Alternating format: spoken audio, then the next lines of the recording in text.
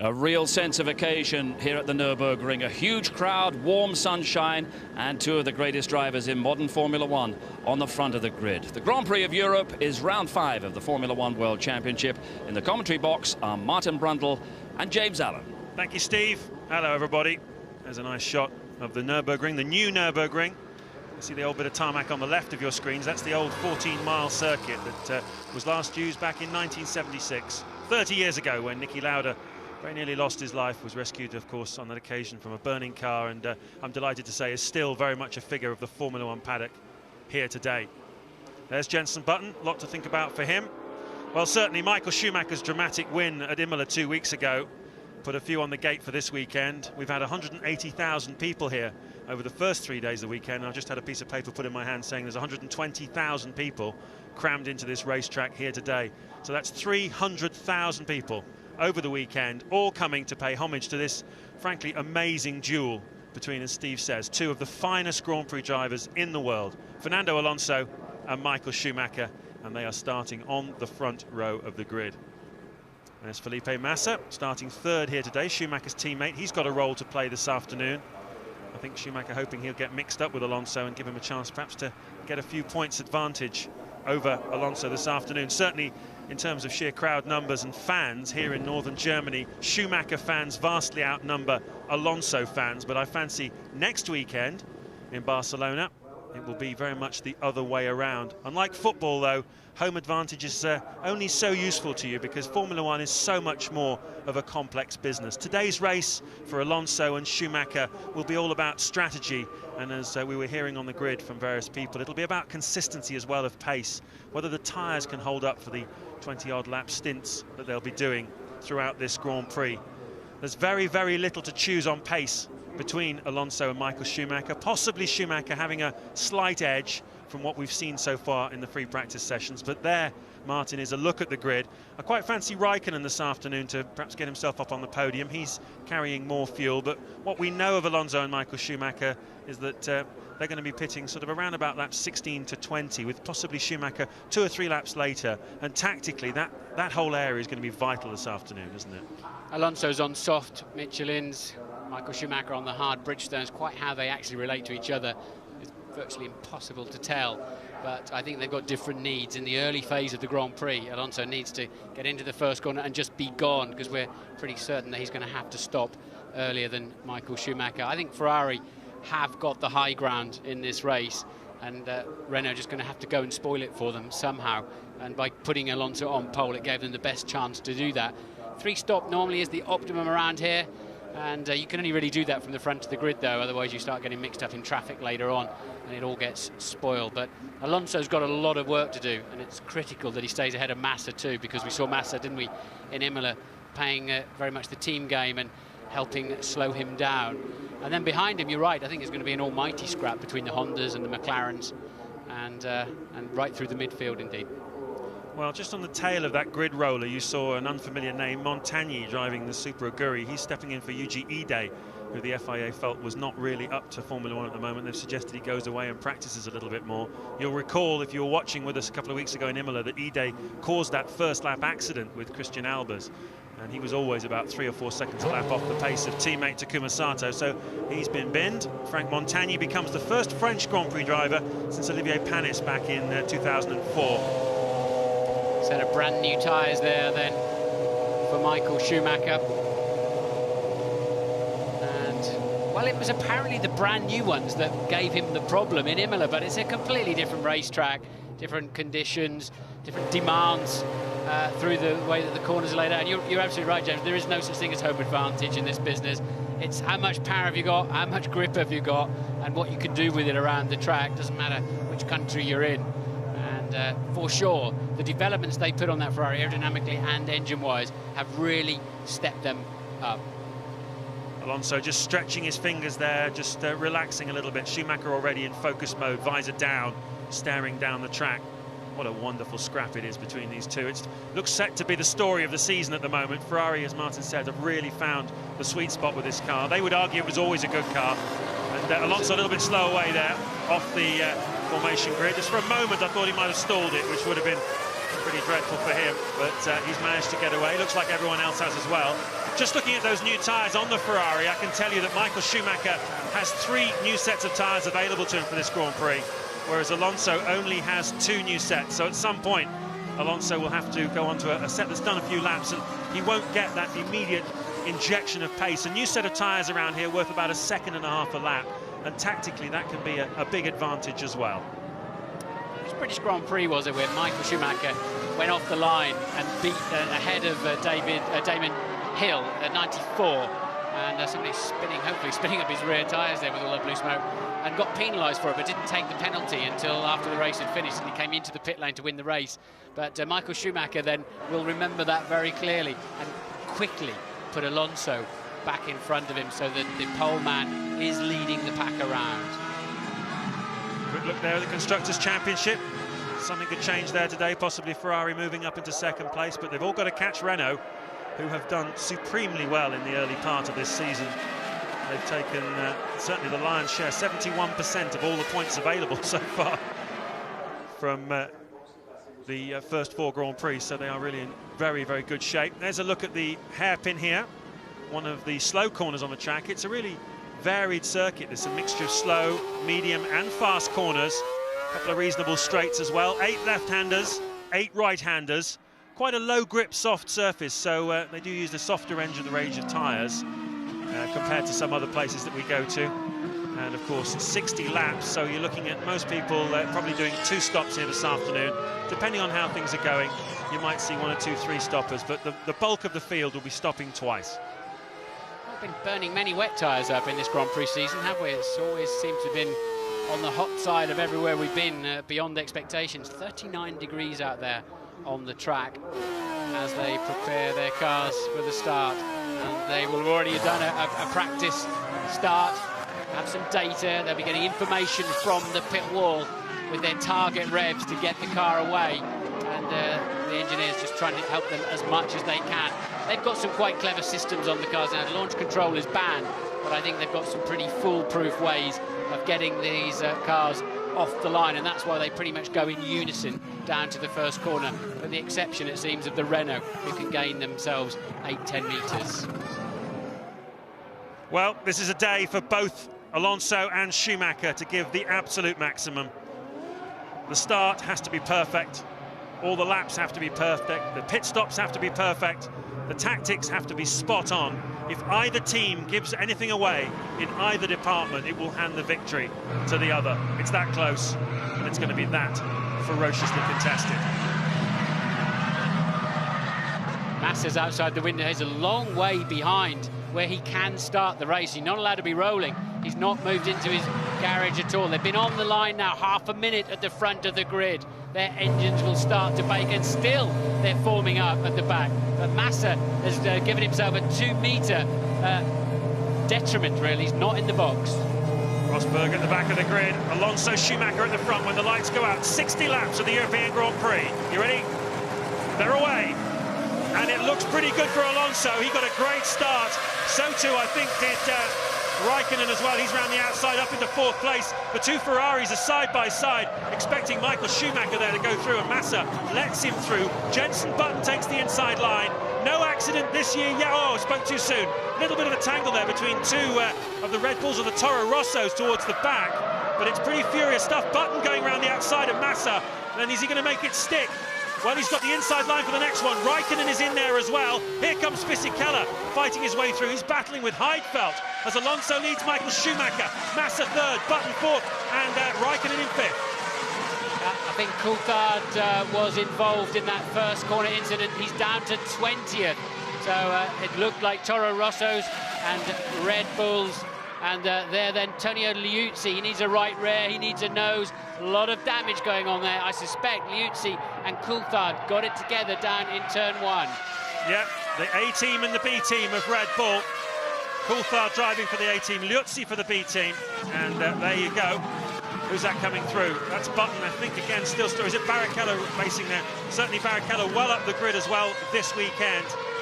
No, I think it was Button and Raikkonen. They're having a heck of a scrap over 4th place, Button and Raikkonen. There is Liuzzi recovering back to the pits. Let's take a look at it, Martin. Massa got away better than Michael Schumacher, but here it all gets clumsy. Coulthard's up the inside, and there Liuzzi spins into Coulthard's pass. I don't know if Liuzzi got tagged at the back, but that is what caused that incident. I think there was a secondary thing that went on before they actually got it together. Man of the start must have been Sato for the Super Aguri. He moved up to 12th place, although he's slipping back down now. Uh-oh, that's Scott Speed, I believe. No, it's Liuzzi. Liuzzi has not made it back to the pits, and in fact has had a spin in the Toro Rosso, and he has stopped out on the track. Here he is. That's it.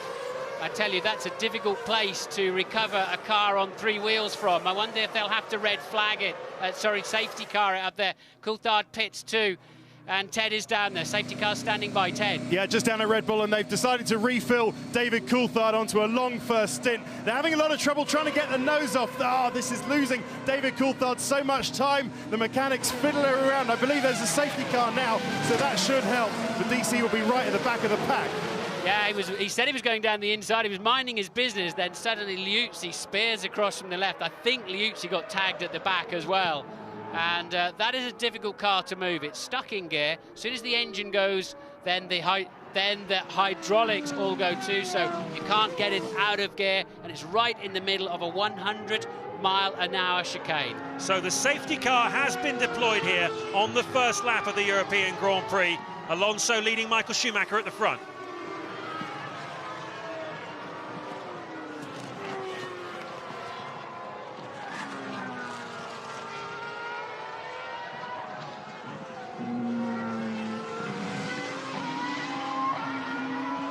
We've seen a few safety cars already this season. We had 4 of them in Australia, and now we've got one already here at the Nurburgring. Alonso then in front. Let's listen. Safety car is out. The safety car is deployed, mate. Okay, Fernando, it'll be throttle 7 for the restart. That's not the team being delinquent there. That is very much a delayed transmission, of course.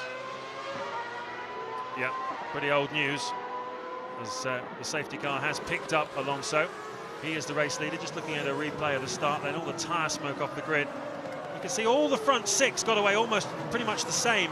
Was Massa just got a little bit more acceleration than Michael Schumacher on the run down to the first corner. There he is on the left. You see he's level with Schumacher now, over 100 metres, and in fact pulls in front of him. And if he was a little bit more aggressive, he would have swept across at that point, but I think he knows his place. Yeah, and that, by Massa having to let his teammate through, caused a bit of a traffic jam behind him, and that's where it all started to go wrong for the second half of the field. Coulthard pits again. That's a smart thing. Sometimes you're better to just cobble it up, get round again behind the safety car, rather than going a lap down and buy yourself another minute in the pits. And that's where it's all getting tight at the back there. Still didn't see if anybody did actually connect with the back of Liuzzi. This is on board Fisichella in the second Renault. He's out of position very much because he got blocked in qualifying. The safety car is in this lap we're reading here, but this is a replay of the start. And Fisichella, a man also up the inside, staying completely out of trouble, but tries to then go around the outside, and there it's all going on at the back.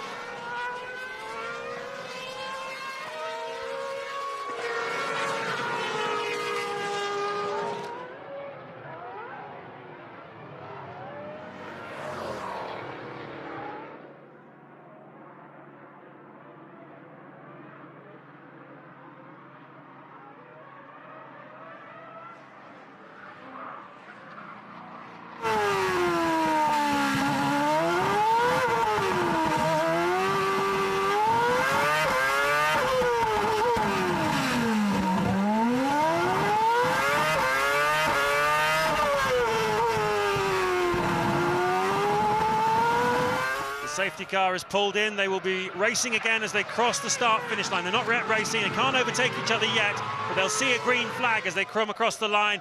And it was very interesting. Michael Schumacher was anxious to get as close as possible to Alonso before the restart, but of course there's that chicane just before the final corner. Alonso let Michael Schumacher go sailing past him into that, hit the brakes. Schumacher had to, of course, get back, and as he hit the brakes and went backwards, Alonso nailed it and gained a little bit of an advantage. That's the kind of idea of the kind of thinking that Alonso does. He is leading this Grand Prix from Michael Schumacher on lap 4.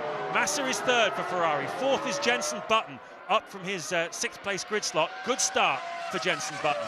Fifth is Raikkonen, that's where he started, but he is carrying some fuel here this afternoon and very much a danger man for a podium. There's David Coulthard, who has made 2 pit stops after colliding with Antonio Liuzzi in the Toro Rosso. He knocked his nose off, had to make a tyre change as well, and clearly whatever was wrong with that car has been terminal. There you can see Rubens Barrichello in 7th, down 3 places from his grid slot. Heidfeld's a mover. He's gone up 4 from 13. Montoya has dropped outside the top 10. He's had a pretty miserable weekend so far. He's been a bit grumpy generally. He's just not making this McLaren work for him at the moment. Mark Webber, though, has had a scintillating start. He was at the back of the grid, having had to change his engine and take a 10th-place drop on the grid. He is already up into 12th place. Well, we saw Coulthard retiring. Louise Goodman is in the Red Bull garage. Yeah, we saw David Tangley with his teammate, Antonio Liuzzi on the opening lap. He came in and changed his nose, went out again, but then reported back to the team that the steering wasn't feeling quite right. He came back into the pits again. They checked everything over, looked okay, sent him out, but clearly that problem hasn't rectified itself, and David has retired from the race. Thank you for that, Louise. We've got a yellow flag out on the circuit down for turn 6. Those are for David Coulthard. We saw Raikkonen passing Button while Louise was talking. Here comes Montoya on Fisichella. This is a pass for position, for 10th position. Well, McLaren took a lot of wing off yesterday to give themselves a better straight line speed, and we've seen 2 passes in the same lap then effectively. Montoya easily getting past Fisichella down the pit straight, and similarly Raikkonen easily passing Button down the back straight for 4th place. And the McLaren then very fast in a straight line. Whether that'll hurt their tyres a little bit later on into the stint, we'll have to wait and see. But they seem to have a good race package. Yeah, the McLaren of Raikkonen, the fastest car in a straight line at the moment at 295 kilometres an hour down the main straight through the speed trap. So that's a good tactic for them, seems to be working. So Raikkonen is up into 4th place, ahead of Jenson Button. Here's another look at Montoya on Fisichella. Yeah, he had him halfway down the straight, didn't he? Came off the last corner very well and just so much more speed. Fisichella, I suspect, looking at his lap times, is quite heavy on fuel as well, but nonetheless, that was an easy pass for Montoya, just on lack of drag alone down the pit straight. Not often you see Formula 1 cars easily pass each other, is it, in sheer straight line speed terms, but McLaren then up to 4th with Raikkonen. Montoya, though, still only up to 10th after that bad start. Michael Schumacher is easily the fastest man on that lap with a 1:33.9. In fact, only a 10th quicker than Alonso, but he is the man on the move at the moment, and he's dragging Massa along with him nicely. Well, those of you who were watching Imola with us a couple of weeks ago will remember that Schumacher's pace went off dramatically in the middle part of the Grand Prix. Clearly there was something wrong with his front tyres. In fact, close analysis showed that they'd overheated basically, and Schumacher decided to rein them in and to go even more slowly than he needed to in order to try and give them some life. And by doing that, being so clever, he actually bought himself some space so that when Alonso made his pit stop, Schumacher had a bit more performance in the tyres just when he needed it to make his that adaptability which has marked out Michael Schumacher's career. It's certainly a quality that Alonso has as well. They both win races they don't really deserve to win, and certainly that was the case for Schumacher in Imola 2 weeks ago. Here it's pretty even Stevens, but as I say, you have to give the advantage at the moment slightly to Michael Schumacher. He does look a little bit stronger than Alonso. Montoya almost running into the back of Heidfeld. Heidfeld appeared to be parked on the apex of turn 1, so Montoya's got a lot of speed everywhere, it seems, but at the front, Alonso, Michael Schumacher and Massa are sharing out fastest sectors as these laps unfold. They're pretty even Stevens, and certainly Massa's got every bit as much performance underneath him as his teammate. I think Alonso's got his hands full this afternoon. At the moment, though, they're now 2.5 seconds clear of Raikkonen. He's just about hanging on. Well, Formula 1 is definitely a team game, and Ferrari have the advantage there. 2 cars at the front. Of course, Fisichella struggling down in 11th place. He's had a rotten weekend on every count. He was blocked in qualifying by Jacques Villeneuve and failed to make it into the top 10 shootout. And then in the GP2 races, he is a team owner in that series, and his 2 cars started from the back of the grid on both races. So he will want to forget Nurburgring 06 and get away from here as quickly as possible, but not before he's tried at least to get himself a few decent points this afternoon. There he is. Well, we've seen Montoya looking fast, but he's actually lapping some 3 seconds slower because he's being held up in traffic. Look how much later on the brakes he can go, and for the second consecutive lap, almost runs into the back of Nick Heidfeld. So, be a very frustrated Colombian, I think, in the cockpit of that McLaren. Yep, Heidfeld and his teammate Villeneuve, the two BMW Saubers, both solidly in the top 10 at the moment, although this weekend you'd have to say Jacques Villeneuve has been the faster of the two. And if you consider how highly rated Nick Heidfeld is, then Villeneuve is certainly making a strong claim to hold on to that seat for next year. I know from all the correspondence we get on the F1 ITV website, how many of you over in Canada are hoping that Villeneuve stays in Formula One. Unbelievable amount of emails we get from Canada, and we much appreciate them. Keep them coming. And, well, if he carries on like this, Martin, then Villeneuve is staking a strong claim, isn't he? Yeah, he's doing a great job at the moment. It's quite where it'll take him, we don't know, but he's certainly going through a purple patch. Alonso just put in a 1:33.3. 3/10 faster than Michael Schumacher. Now he's a second ahead, so I think that's a pretty significant lap. They're now on lap 8. Giancarlo, obviously, remember, you can use your revs and you can use your inhibit to overtake. You're now in throttle 4 at the moment. You're in throttle 4. You can run. Faded out before we could hear the juicy bits, really, but he's in a throttle position that engineer Alan Permain feels he can go a little bit further with. At the moment, of course, Fisichella clearly carrying an enormous amount of fuel, and he isn't particularly fast at the moment, but that is because of the fuel load he's carrying, and the team always just massaging things. There's a big queue forming up behind Nick Heidfeld, though, Martin, in 9th place. Montoya's in it, as we've seen. Fisichella in it as well, and Webber. Christian Klein is up to 13th. He's queued up behind. So 5 or 6 cars, and Heidfeld is the man slowing them down. Yes, I think what Renault are basically saying there to Fisichella is, OK, we can see you're struggling to hang on to the back of that lot. Here's some tools to help you improve your pace, because you need to at the moment. Alonso then on a 33.3, 1:33.3. Fisichella on a 35.8, purely because he's in that traffic jam. We're riding on board with Christian Klein. We're in 13th place. That's Mark Webber in front of us. Dropped to the back of the grid, having to change his engine before qualifying yesterday. Cosworth ran some oil analysis, and they found little particles of metal floating in the oil, and that told them that soon they would be having a problem with the engine. It was going to fail, and so the precaution was to change engines on both Webber and Rosberg. So that's why Webber is as far down as he is. And Christian Klein, victim of a very strange incident in the first part of qualifying yesterday, where we had the red light came up on the computer screens telling us a red flag had been thrown, but it hadn't. And 1 or 2 people fell foul of that, including Christian Klein. Very strange moment. Hope it doesn't happen again. Alonso leading Michael Schumacher, but it's only a second. Schumacher is doing a solid job here, shadowing Alonso. Massa is as well. He's right up behind him in 3rd place. Raikkonen being dropped a little bit in 4th. Button still there in 5th. 6th Trulli, 7th Barrichello, and 8th Jacques Villeneuve.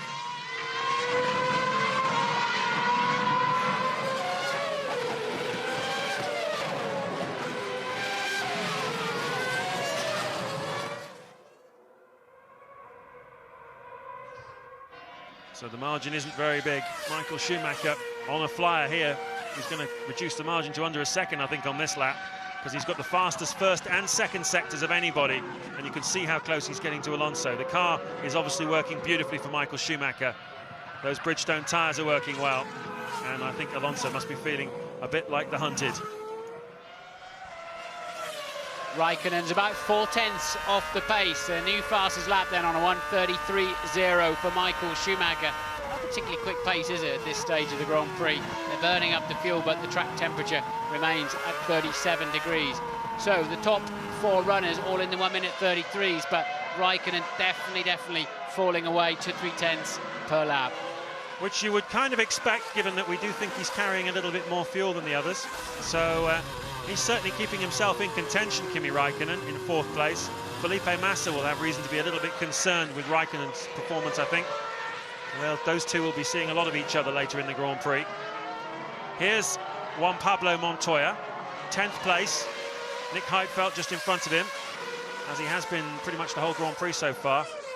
as David Coulthard goes to report back to his team on the pit wall. Well, there'll be an inquiry there, won't there? The two top guys from their sister teams, basically. Liuzzi was the quickest Toro Rosso driver this weekend. Coulthard was the top Red Bull driver, and they're both out down at turn 1. So this concept of doubling your team and numbers and getting an advantage from it is certainly not paying off this year, at the moment anyway.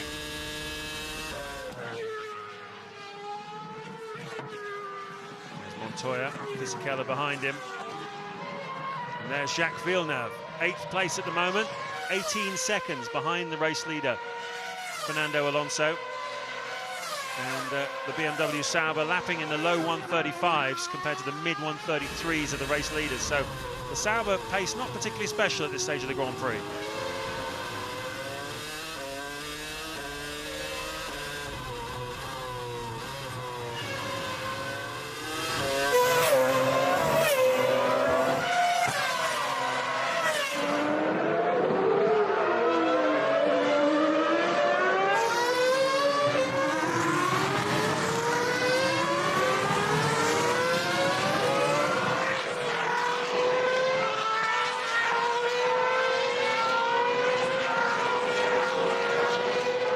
Lap 11 of the European Grand Prix at the Nurburgring. Nothing has changed. Alonso is still leading, but Michael Schumacher has taken a little bit out of his lead. He's within a second now of Alonso, and you just get the sense that Michael Schumacher has something in his pocket here. We know he's carrying a little bit more fuel. We think it's as many as 3 laps worth more fuel. That certainly could be pretty decisive in terms of the outcome of this Grand Prix. Massa is 3rd, just 3 seconds behind Alonso. Raikkonen 4th. Now dropping back a little bit, 3.5 seconds behind Massa. He's about 4 to 5 tenths of a second a lap slower than the Ferraris, but we think he's carrying a bit more fuel as well in the McLaren. Button isn't able to do anything about Raikkonen at the moment. He's sitting there in 5th place, a little bit on his own, with Trulli 6th, Barrichello 7th, and lapping at the same sort of pace as Button. So it's we were talking with the build-up, Martin, about Barrichello needing a decent race here, and at the moment he's gone backwards off the start, but he's keeping the pace with his teammate.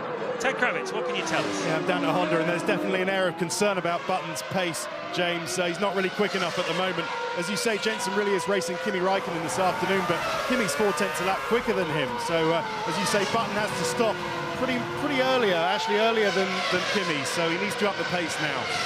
I know a lot of people in the UK will be asking the same question, Martin. I know the press have been on about it a lot. They've been climbing on Jensen's back. This Honda team, they overpromise and underdeliver is the accusation. Over the winter, they were very fast in testing, and then they've come out at the start of the season, and they aren't one of the teams contesting the wins here, are they? They're getting reasonable grid slots up until this weekend, but the race pace doesn't seem to be there. What's your take on it all? Well, they were the fastest car over the winter, but the other teams appear to have caught up and then moved on some. But, you know, we see test times, and it's 1 lap in a 500-kilometre day that they're doing, or it may be over a 3 or 4 day test. And is that... no, sorry, I thought it was Montoya finding it through, but that's the MF1 of Albers passing Sato for 18th and 19th. But, you know, having to deliver in a window on a Sunday afternoon in whatever conditions come at you is a different story altogether to pumping in 1 quick lap time. And clearly they've got a great car. Jensen doesn't forget how to be fast on a Saturday night. They just haven't got a package that gives him the speed he needs during the Grand Prix. They've got a lot of bits and pieces coming, I know, to improve the performance of the car, but then so has everybody else.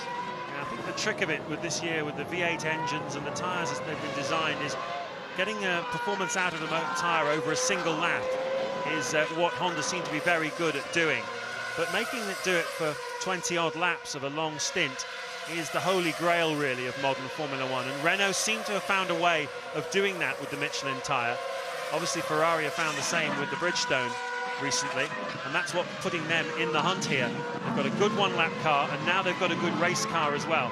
Jenson Button's got a good 1-lap car underneath him, most places. But he can't do 20 really fast laps in a stint in a Grand Prix.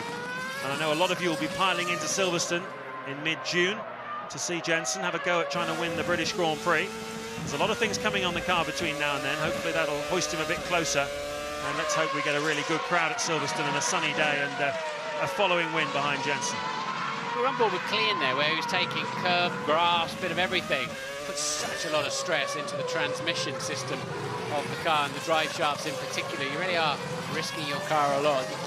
I mean, they're pretty bulletproof, these cars now, in many respects, but you still have to treat them with some respect if you want them to see the checkered flag. And I have to say, Clean doesn't want to be doing that too many times. He'll pay the price, I would imagine. Revving to about 18.5 with his Ferrari engine.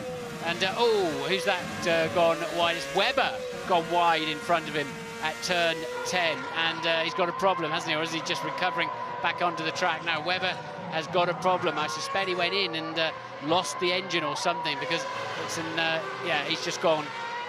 He never really took the corner at all, did he? I suspect he had some kind of problem on the way in. Tried to recover to the racetrack and is going no further.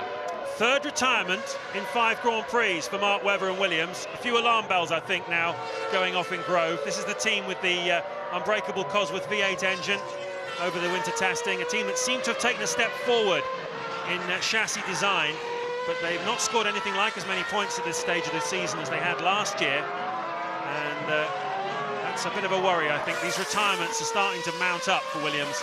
And I think the body language of Webber when he stepped from that car told you everything you need to know. You've got to wonder why Fisichella's not glued to the gearbox of Montoya at this point, haven't you? You really have. He's really struggling back there in 11th place. Louise has found David Coulthard. David, I take it that was terminal damage from that tangle with Tonier. Yeah, I believe that because we were leaving plenty of space for each other, and obviously Constantino's up, but I think that Giano moved across and then touched Tonio, and then Tonio obviously moved across to my side, so it's just one of those racing incidents. What damage has it actually done to the car? Because I know they came in and you put a new nose on, checked it over. What's the problem?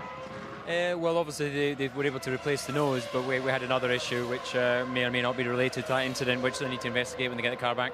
I know you're out of the race, you probably don't really care, but what do you see happening in the Alonso-Schumacher battle? Is that who's battling? Honestly, I've come back on a motorbike to the garage and then to you, so rush to your arms and haven't seen the race, so I think one of them's going to win. Thank you, David. Thank you. So Liuzzi taking out Coulthard. I don't think that's what Red Bull had in mind when they talked about putting the fun back into Formula One at all. Another frustrating afternoon for Coulthard, but at least he's with Louise for a while. So Heidfeld still holding everybody up in 9th place. Montoya, Fisichella doesn't seem to be troubling Montoya when he's tucked up behind Heidfeld. So Fisichella not obviously particularly aggressive at the moment, carrying a bit of fuel, we think. And this has been going on for a while, this scrap. Well, Fisichella have to get aggressive soon, because he's about to have Klein and Ralf Schumacher cruising up to his rear rain light, hanging off the back of that Renault, because they're coming in about half a second lap. You can see the pair of them now at the top of the picture. So very strange. And Fisichella just done his fastest first sector, so responding to a certain extent. But Alonso up front, lapping in the low 133s now. He's eked out the gap to Michael Schumacher to just 1.2 seconds. Massa a further 1.9 behind. Why is the lap counter at the top of your screens yellow, you're asking? I'll tell you. It's because we've still got waved yellow flags at turn 10. That's where Mark Webber's Williams is parked up. And that's the problem. That's gone white again. They've obviously cleared the car out of the way. And what that means is the drivers are not allowed to overtake each other in that zone. If you overtake under waved yellow flags, you get a penalty. Mark Arnold there, the physical trainer of Kimi Raikkonen, also does his pit board, telling the Finn that he's in 4th place at the moment, almost 10 seconds behind the Renault of Fernando Alonso, but comfortably in front of Jenson Button. Now, we're getting close to the first round of pit stops, I think. We're reckoning Alonso's going to come in fairly soon. Ted Kravitz is down at Williams. What can you tell us about the Webber situation? Yeah, it was another transmission failure for Williams, one of many they've had this season, unfortunately. They have, of course, got this seamless shift gearbox, which is very advanced. minimises the power loss between gears, but another failure of that area for Williams and Mark Webber. Thanks for that, Ted. There's the refuelers down at BMW Sauber. You can see that's how they take the fuel into the system.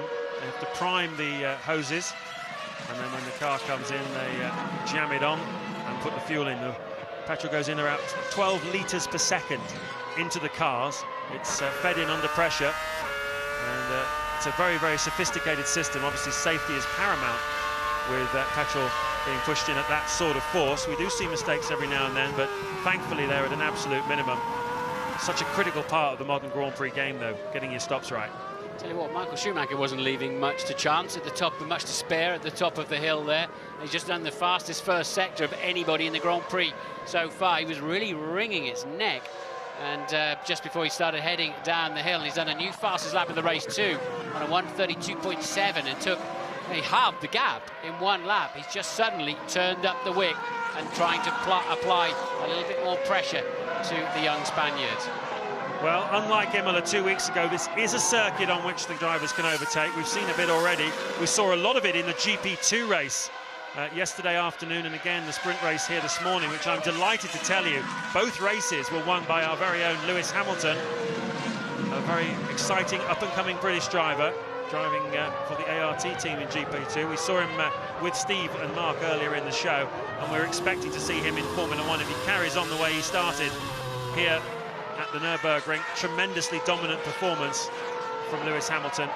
He's been a McLaren protege since the age of 11, so Ron Dennis and Martin Whitmarsh been masterminding his career. Renault boys are ready, as we expected, for Fernando Alonso. He's only got just over half a second of margin over Michael Schumacher, who's got more laps of fuel in the car, so it's looking very good for Michael at the moment. That's going to make Alonso making a mistake there.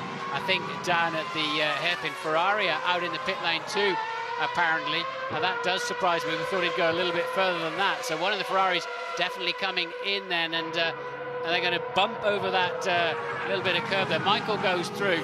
Certainly now this very much gives Ferrari the upper hand, but how much further can he go? And Massa then files into the pit lane too in the second Ferrari. Yeah, that makes perfect sense, and obviously part of that is to mirror what Alonso's doing. They would like very much to have Massa in front of Alonso here to control him.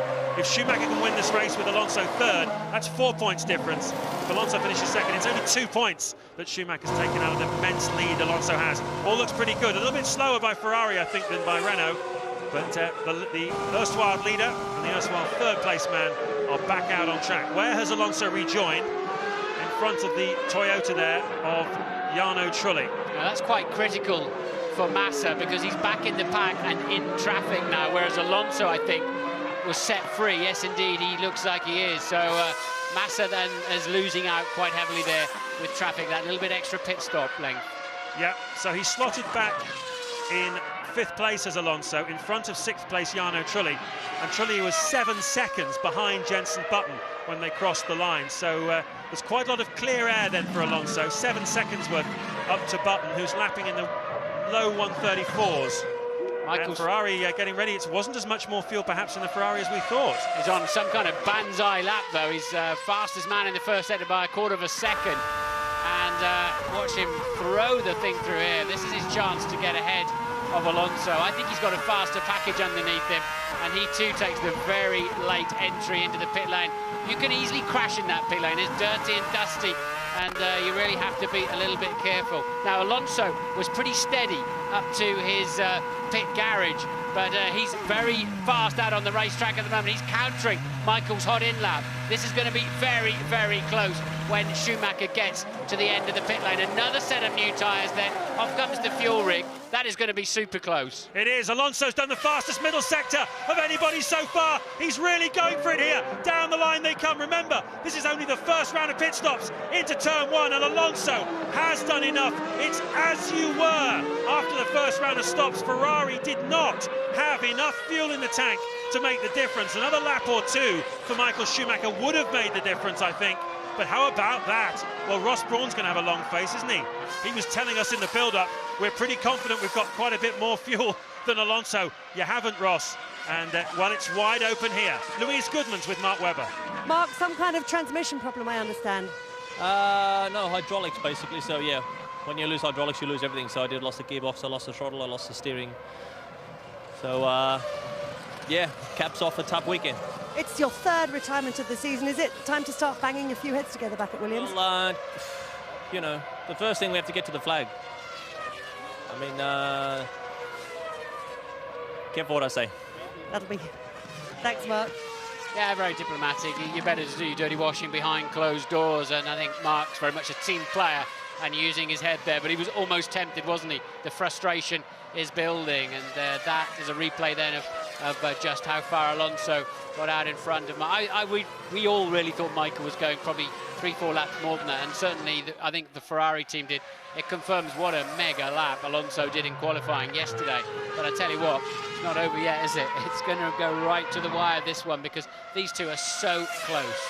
And Massa, look, Massa's out of the picture altogether now, caught up in traffic. Yeah, Massa's nowhere, frankly. He's, well, he was 26 seconds behind race leader Raikkonen. He's now 7 seconds behind Alonso. And he came in at the same time, if you remember. He pitted, obviously, at the same time, came out just after him, but got held up by Trulli, and that's lost him quite a bit of time. Raikkonen then is leading. He has yet to stop. Button has not stopped either. He is second, 10 seconds behind Raikkonen. So Raikkonen's dropped him by over half a second a lap so far. Alonso has pitted, he's third. So has Michael Schumacher, he's fourth. So has Massa, he's fifth. Trulli has not pitted, and he is sixth. And Barrichello as well in seventh. Villeneuve yet to come in also. Just looking at the timings here, Alonso pitting on lap 17, Michael a lap later, taking on 0.3 of a second worth more fuel, we believe. So it's very, very little in it. Of course, it was a catch-22 for Ferrari. On the one hand, they wanted to have a bit more fuel second time around, but the longer they spent stationary putting the fuel in, the more chance there was of not jumping Alonso first in the first pit stop. So they've obviously gone for track position and not got it. That's the crucial thing here. We'll see how much further Michael Schumacher can go than Alonso in this stint. This is an interesting one. Jensen, his teammates coming in the pits, we believe it's Barrichello pitting this time for Honda. Button goes through. Alonso then is going to be caught up in the dirty air. And this is for position, of course. Jensen will not be given blue flags. He is ahead of them on the track at the moment. This is Barrichello who will peel into the pit lane and does. So this is an interesting phase. Now, how far can the flying Finn up front go? As if he's on a two-stop, he was about 10 seconds adrift, wasn't he? And, well, he could bring himself very much into play a little bit later on this afternoon. Yeah, fancy him for a podium. Let's take stock of Rubens Barrichello's race as he comes into the pits. That's one of the race engineers at Renault on the old binoculars, looking at how long the fuel nozzle is on. Well, Barrichello started in front of Jenson Button. He was fourth, Button was sixth.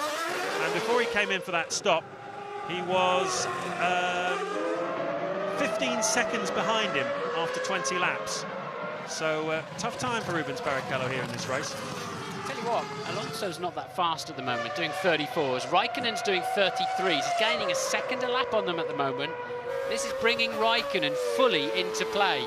Not just for a podium, James. I think this is bringing him fully into play in this Grand Prix.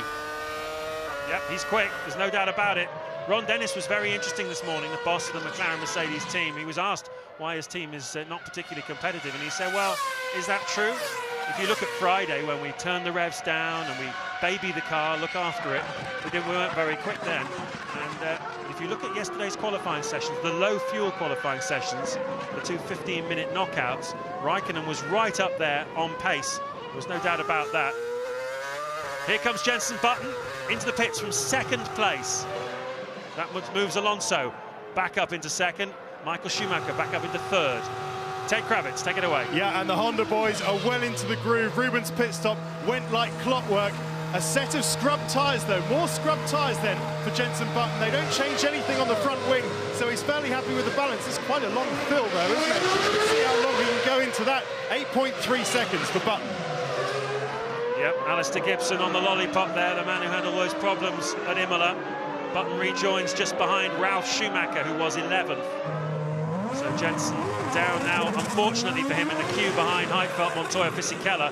Well, Heidfeld and Montoya are likely to stop at some point in the next 4 or 5 laps, but it's not really where Jenson wanted to be. Christian Klein back out on track. That's what it feels like to accelerate up to about 100 miles an hour before getting down to 60 again for the first corner. He's very slow to get his pit lane speed limiter off, a full 10 metres over the line before he managed to release that. Now these pair are lapping in the 134s. It's not fast enough at the moment, and I think it's being dictated by Alonso.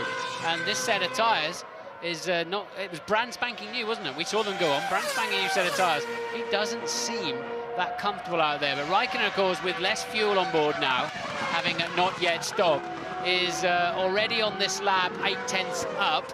And it's not over yet, so he'll take another second out of them, and he'll increase his lead to about 14 seconds over this pair. And well, they've both got to stop the same amount of times now, haven't they, for the rest of the afternoon? Yeah, Raikkonen does a 1:33 flat, the fastest lap he has done so far in this Grand Prix. And it's just over 0.2 of a second slower than the fastest overall lap, which was set by Michael Schumacher before the first round of pit stops. How long does it take to make a pit stop here? What kind of time do you need in your pocket as Heidfeld comes in? Well, it's 15 seconds plus however long you're stationary for. So if Raikkonen's stationary for about 7 or 8 seconds, that's about 21, 22 seconds. Currently, he's got nearly 14 in his pocket on lap 23. 3 men hauling that fuel rig off there, and it weighs a ton, doesn't it? Have you ever tried that on your shoulders? I have, it's incredibly heavy when it's full of fuel. And this is great work, Christian. We need 3 really quick laps on these new tyres now. Come on! That's cheerleading, isn't it? Christian Klien is currently in 15th place. He's behind Barrichello, Villeneuve, who have pitted, but obviously they're expecting a few cars not too far ahead of them to be pitting, and that will catapult Klien, Villeneuve and Barrichello up possibly as high as 8th or 9th place, actually, if he can keep the pace up. Kimi Raikkonen, the race leader, didn't have as much fuel perhaps in there as he needed to get the job done, but he's certainly in contention for a podium here. He'll drop in behind Massa, but in front of Trulli in 4th place as he comes out. Clear air. yeah, he is going to be behind Massa. There's Massa now, who's catching the 2 leaders now. Now he's clear of the traffic, and because of Alonso's poor pace up front, he is now beginning to catch Michael Schumacher. But Raikkonen then went a full 6 laps further than the leaders in that stint, and it's put him in good shape.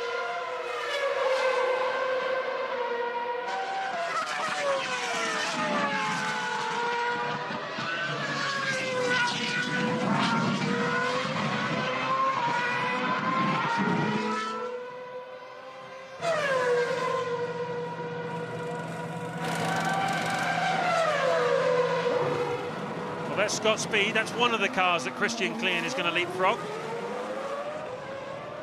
Having made his stop on his new tyres, Christian Klien. We heard him getting encouraged by his team.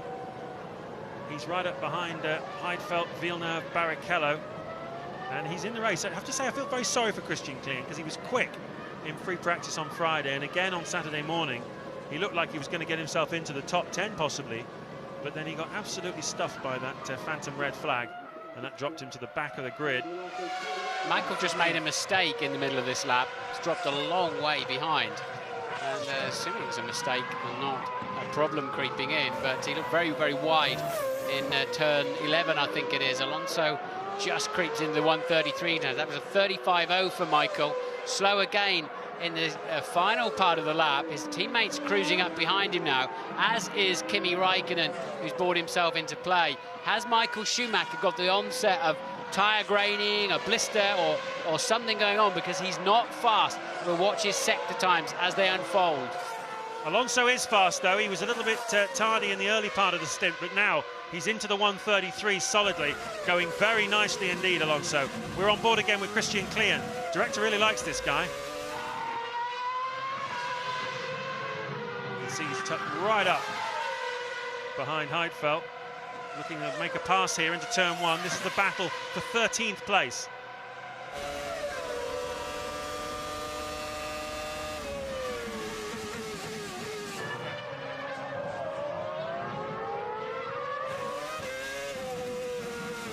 Good shot there then of Klien. Don't know where he's going to pass him. He certainly was quick off the last corner, but didn't appear to be near enough down into turn 1. We'll have to follow him for a while. There he goes, limping across all those curbs again. Toyota, of course, then getting ready for their stop too, but that's just about the best squabble on the circuit at the moment, Klien and Heidfeld. Heidfeld has had a difficult afternoon in terms of raw pace. Alonso's lead up to 2.1 seconds, and Schumacher's pace is back again.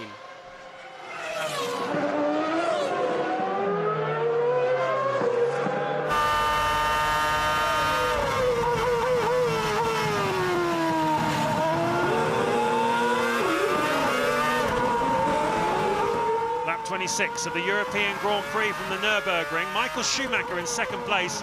Just had a bit of a slow lap. He gave away a second to Fernando Alonso, the race leader, as we approach the halfway stage. Jarno Trulli pits from 8th place. Alonso leading then, Schumacher second, 2 seconds behind him. Massa is a further 2.5 seconds behind his team leader.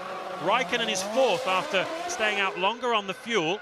He is 10 seconds behind race leader, so it's more or less as it was before the first round of stops. Raikkonen hasn't really gained very much by staying out longer. He was in 4th place anyway. Button was the man behind him at the time in 5th. He's dropped down a bit now because Montoya is 5th, Fisichella 6th, Ralf Schumacher is 7th, and Jarno Trulli we've just seen pitting. So Jenson Button needs to get a bit of a move on here, because there are 3 cars in front of him who've yet to stop, and he wants to try and leapfrog them when they make their stops, I think. Top 4 covered by 9.3 seconds. The fastest of the 4, though, remains Raikkonen, and he's starting to close up to Massa. They're pretty even Stevens, though. So Michael Schumacher had a scruffy lap, I think. We wondered if he was beginning to get some tyre graining or something. He just made a couple of errors in each the middle and the final sector, but his pace is back to a certain extent now. 33.6 for Alonso, 33.4 for Michael Schumacher, 33.7 Massa, and what's Raikkonen doing behind them? 33.7 too, so the gaps pretty much remain consistent. Renault coming out into the pit lane, the mechanics. We have yet to see Giancarlo Fisichella make a pit stop. Here he is, on lap 27 then.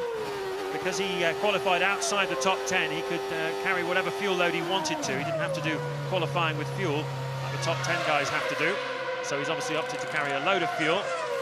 As is Montoya, actually, to be fair to him, and he did have to carry that fuel in qualifying. So Montoya going a long way into this Grand Prix. There's Steve Nielsen, team manager of Renault, with a stopwatch in his hand. So Montoya heading for a 1 stop then, which is unusual, you have to say. Fisichella feeds back out in front of Jarno Trulli, who's currently running 12th. So hasn't moved him up much, has it? Unfortunately for Fisichella, he's been struggling in the midfield there. Alonso on lap 27 leads by exactly 2 seconds from Michael Schumacher, and Klein still has not found a way past Nick Heidfeld. Story of the race is people desperately trying to pass Heidfeld's BMW, isn't it? Yeah, this is supposed to be a track on which it's relatively easy to overtake, but that BMW goes along quite nicely in a straight line, and it's proving difficult for Klein to get past him. He doesn't have the straight line speed. Heidfeld is in the top 6 for straight line speed here. McLaren getting ready for Montoya. He's had his fastest first sector so far in the race on this lap. This is lap 28, and let's see if he does go for just the 1 stop here this afternoon. Well, it'll be a lot of fuel they've got to put in, managed to get him through the next 33 laps, but he's gone 27 already. But his car was quite slow at that stage, so it's not a racing strategy as such. Doesn't seem to me, but let's see where let's have a look and see how much fuel they put in. Fuel hose is quite a while going on there. If you do run a heavy fuel load, you've got to get the right mentality. No, that's a 2-stop, isn't it? That's not nowhere near enough fuel to get him to the end of the Grand Prix, but when you start the race with a really heavy load of fuel, you have to mentally really push yourself out, otherwise you settle in for the afternoon, and psychologically you've already been beaten if you're not careful. And look at that then, oh, he's side by side with Fisichella, and that was, of course, Fisichella was behind him before the first round of pit stops, so that was very, very unlucky for Juan Montoya. He's actually lost ground as a result of that pit stop.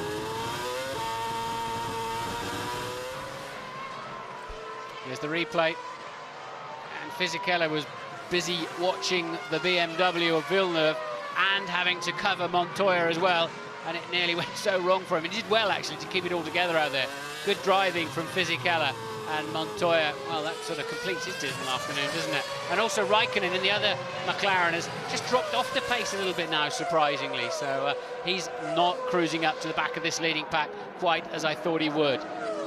Michael Schumacher has reduced Alonso's lead to just 1.2 seconds. They're yo-yoing around. Alonso with a bit of traffic between him and Schumacher. Just looking at that situation as Ralf Schumacher peels in to the pits from 6th place with Montoya. Montoya was tucked up behind Heidfeld, if you remember, in the early part of this Grand Prix. So the one silver lining to the situation for Montoya is he's in front of Heidfeld, but unfortunately for him, Fisichella's been making good progress, and he's doing a good job, actually. And here he is up behind Villeneuve. So Montoya is behind Fisichella with Villeneuve in front of him. Montoya's got good drive there, Martin. Yeah, and Villeneuve went very tight into the corner to cover his bases. We've got a Honda on the side of the racetrack, and it looks like Fisichella's going to make it.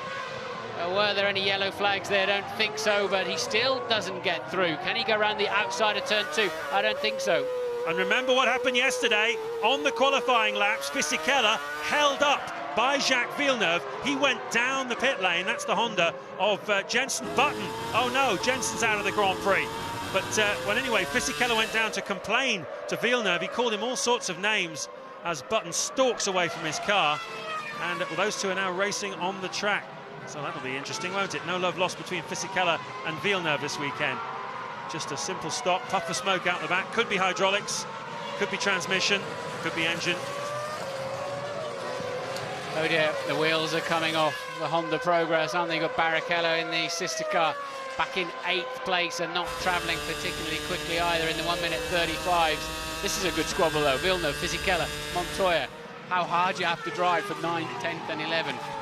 Let's talk about carryover. I mean, in football and rugby, if two players have a bit of a go at each other on the pitch, you know, it does tend to carry over into the next games and things. What about racing drivers? They had a big go set to yesterday. Harsh words were exchanged. Fisichella, I've never seen him as angry as that in all the years I've been covering his career. Does carry over into today's race? Yes, I think is that the second Red Bull out of Christian Klein. Struggling, sounds like a bit of a...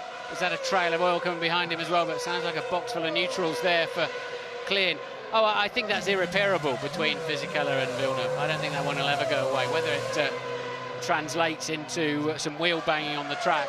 But yeah, these things just build up over the years between drivers. Very rarely. It's only when you finish and you end up meeting in a bar somewhere and just grow up a little bit and mellow quite a lot that that sort of thing starts fading away. Ted has some news for us. Yeah, I'm down at Honda. I just caught a quick word with Jeff Willis. There was no warning about that failure, whatever it is, and the team is still checking it out before Jenson Button stopped. And Jeff has now gone into the back of the trucks to have a look at the telemetry, see what he can find. Apparently, Jenson just came over the radio, said, I've stopped, I'm on the side of the road, I'm getting out. The team said, OK, mate, sorry about that, and he's out, but he'll be out with Luis shortly. Oh, well, we'll be hearing from Jenson. It's a real shame for him. His season so far not really living up to the expectations as he walks back. Andrew Shovlin there, his race engineer, with the glasses on, a very serious look on his face. And, well, poor old Jenson, he was 4th in Bahrain, on the podium in Malaysia, 9th in Australia, of course, engine blowing up just short of the line, 7th in Imola. It's not challenging for race victories, as the billing suggested. Just going back to this psychological situation, because it fascinates me. Villeneuve there in the BMW Sauber, the Renault of Fisichella. If you're playing football with someone, they do a nasty tackle on you or whatever, you perhaps do a nasty tackle on them in the second half or in the next game. But you can't do that when you're travelling at 200 miles an hour in open-wheel racing cars, can you? How do you put manners on each other? Oh, you try and block one of his laps another day and just a direct payback. I think right now they're just fighting as hard as they possibly can for the tail end of the points this afternoon. Villeneuve 8th and is in with a chance of scoring 1 point at the moment. And Fisichella wants that. I don't think there'll be any silly brake testing or anything like that going on. But he'll get his own back somewhere like Monte Carlo and just give him a little payback. Well, it'll be interesting because we've got a permanent steward now, Tony Scott Andrews, and he decided that Villeneuve should be penalised for what he did yesterday, but effectively he only dropped 1 place on the grid. Consider that the infringement happened during the knockout sessions, which effectively decide who makes it into the top 10. One would wonder whether perhaps he should have been put a bit further back on the grid. So if it does happen again in reverse, we'll be watching that one closely. Alonso by under a second now from Michael Schumacher in second place. There is the Super Aguri of Franck Montagny, the French driver, expiring on the side of the racetrack. So 2 Honda-powered cars pulling off in a couple of laps. It's only 66% full throttle this circuit, and it's not really a high-duty cycle for the engine. Rosberg's up to 5th. He hasn't even stopped yet. He's doing a great job, but Alonso leads, but by only 0.9 of a second.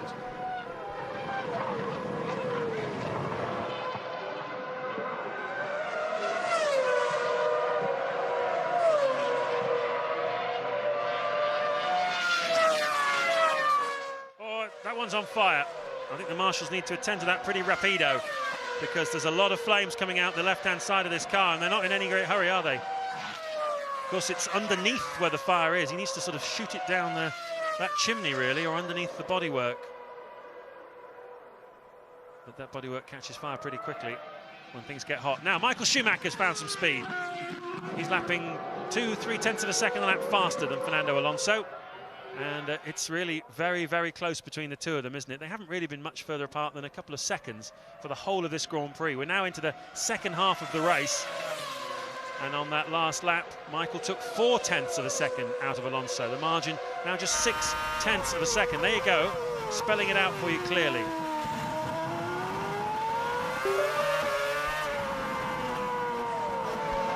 Alonso struggling for pace.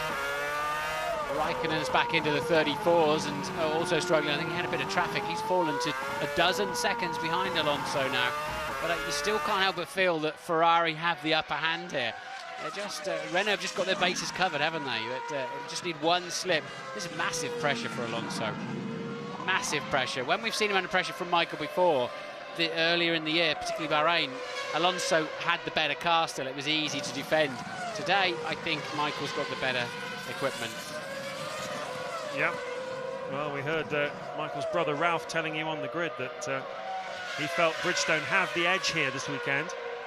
And certainly that seemed to be the case in Imola as well 2 weeks ago. There's Rosberg, look, 38 seconds behind the race leader, having started dead last on the grid. Of course, he will drop back when he makes his one and only stop, but all the cars behind him have got to stop again as well. So he's done a super job here this afternoon as Nico Rosberg.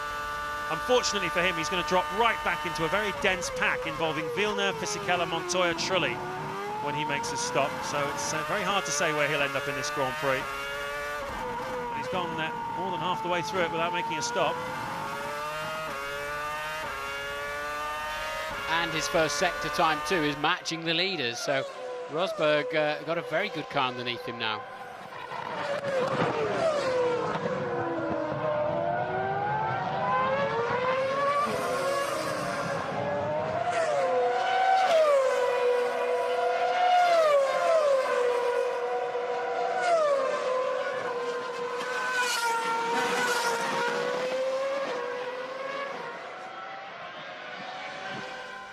We're into the second half of the European Grand Prix at the Nurburgring. Fernando Alonso started this race from pole position. Michael Schumacher started alongside him, and they went into turn one that way, and they've been that way pretty much the whole Grand Prix, and this close is how they've been. Rosberg pits from 5th place for the one and only time here. Jenson Button is out of the race for the first time this season. He retires. He's down there. You can see him with Louise. Any idea what the problem was, gents? I think it was the engine. It was tightening up when I crossed the line, and there was a lot of smoke out the rear of the car. I lost a lot of drive, and I pulled over, and that was it. So. How were things going for you up until that point? I got a good start. I was up to 4th at the start. Good little tussle with Kimi, but then after the safety car, I was really struggling to get front heat, and I had no chance of keeping Kimi behind me. And then after that, the balance wasn't great. You know, it's very inconsistent. I think some of it is the wind, but also the car. You know, it's very inconsistent. Corner to corner, you know, the balance is changing, which is very unusual. But just at the end of the last couple of laps, it was starting to come good as the fuel load came down. But you know. Thanks, gents. Makes sense. Poor old Jens.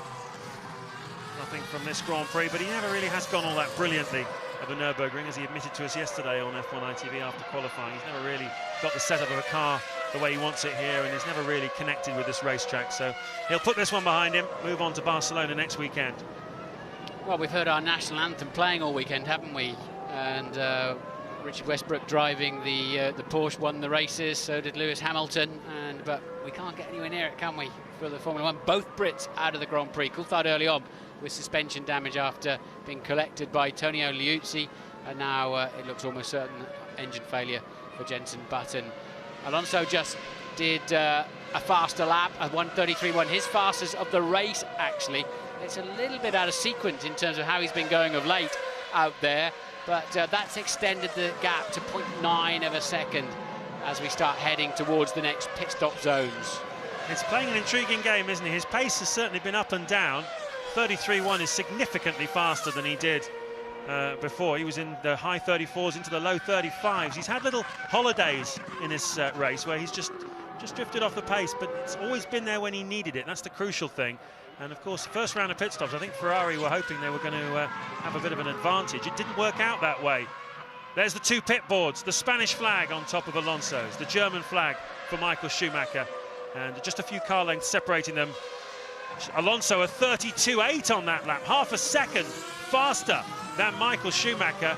That's really quick for him. Ted Kravitz, what can you tell us? I've just been down to the Super Aguri garage, James, and they saw on the telemetry that the fuel pressure dropped and the oil pressure dropped. So they think a line has broken somewhere in the engine bay, which would have been what caused that fire. Thanks, Ted. We saw the pit boards a while ago for both the leader, the first and second place men, but it's amazing how much information you can take off a pit board, despite accelerating probably through 150 mile an hour. You don't really look at it either.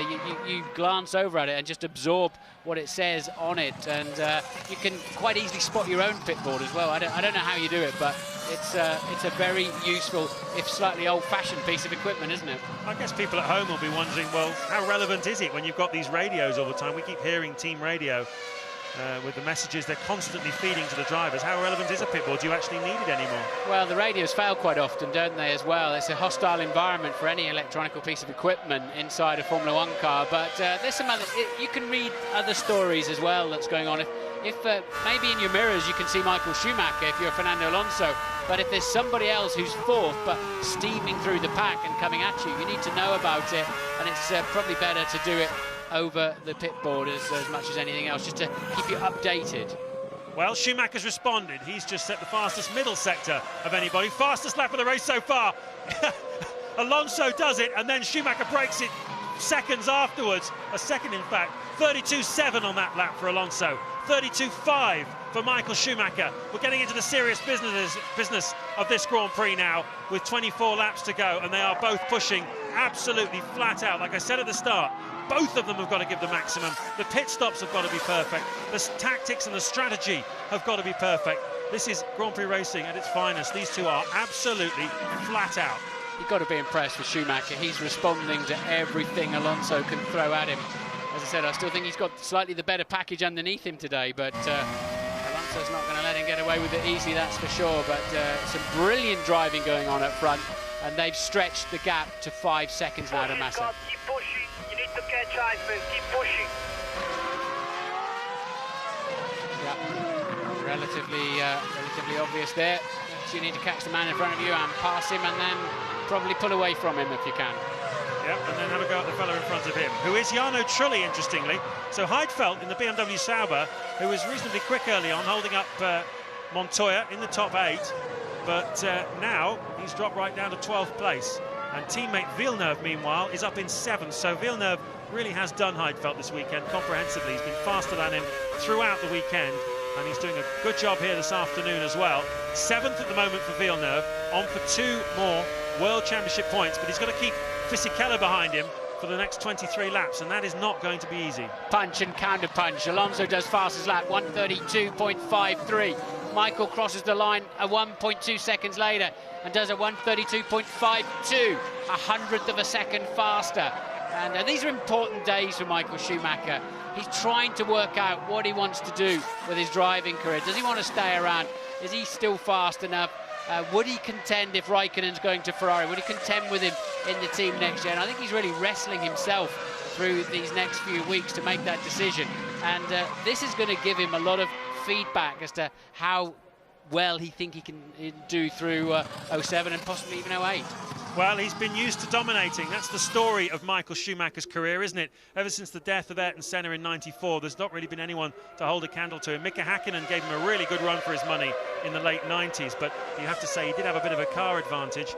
But nowadays, Raikkonen and Alonso, well, they're the two young guns, and Schumacher has to beat them, potentially, as Martin says, with Raikkonen in the same team in Ferrari, and that is going to be quite something if it comes off. Renault are ready to bring in Fernando Alonso, I would imagine. This is lap 38 of this Grand Prix, 23 laps to go. Is he going to come in this time, the race leader? Yes, he does. How much further can Michael go, and can Renault get a really nice crisp stop here? Well, Renault are normally brilliant at their pit stops, but they certainly need to be this time around if they want to beat Michael Schumacher this afternoon. And Alonso very casually into the box there, but still, as you move on to the concrete area, very easy to lock those wheels. And they've got a very measured amount of fuel to go in.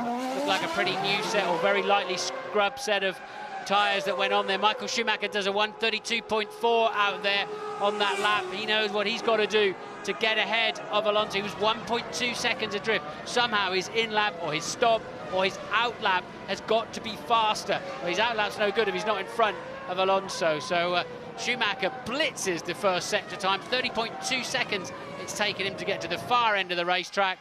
And Michael Schumacher absolutely on it now. Yeah, and if Ferrari are going to pit in this time, it's looking very good for Michael. This is a very, very special lap. Let's enjoy it with him. Ross Brawn on the left there, Jean Todt in the middle, who joked with Schumacher after Imola that he'd forgotten how to get to the podium. It had been such a long time since he'd been up there collecting any trophies for Ferrari. Well, they got one in Imola. Are they going to get another one here this afternoon? It's all down to this man, and then it's down to his team to turn him around quickly in the pit stops. It's been quick first sector. It's been blindingly quick middle sector. It's looking very good for Michael Schumacher here. And maybe he even has another lap. Any sign of the Ferrari mechanics in the pit lane? No, there isn't. Can't see them out there. Michael's doing another lap. This is working very nicely, isn't it? This is going to be low 1:32s. Alonso's out there recovering, getting up to speed with more fuel on board. It's a 32 flat, 32.099 actually for Michael Schumacher. And, well, it's getting the job done, isn't it? Surely this is getting the job done. It certainly is. Just to explain to you, those of you who don't follow Grand Prix racing all that often, what's going on here. Obviously, you saw them. Alonso just in front of Michael Schumacher. Then Alonso made his pit stop. So these are the laps in which Schumacher has to make the difference. Alonso is now carrying 21 laps worth of fuel in his car, so it's heavy. Whereas Michael Schumacher's car is right at the very end of its fuel load. It's very light, but then again his tyres have done quite a bit of work. So there is a trade-off, but you can see that the pace is definitely there in the Ferrari. And 2 laps is probably going to be more than enough for Schumacher to leapfrog Alonso. So when Schumacher makes his pit stop, he will be able to come out in front of the Renault if all goes according to the plan of the big man there on the pit wall, Ross Brawn. Okay, so Michael's 0.6 faster in the first sector of this lap alone than Alonso. Remember, his deficit was 1.2 seconds in total. So he's easily getting the job done at the moment to move ahead, providing the Ferrari team can give him a faultless stop. He'll take a little bit less fuel on board than Alonso did, because obviously he's travelled further in this particular stint. Now Ferrari come out, a lot of pressure on these boys, a lot of pressure. They didn't seem too certain, did they, as to whether they needed to get in the pit lane or not. And Schumacher goes for another tour. And he's gained.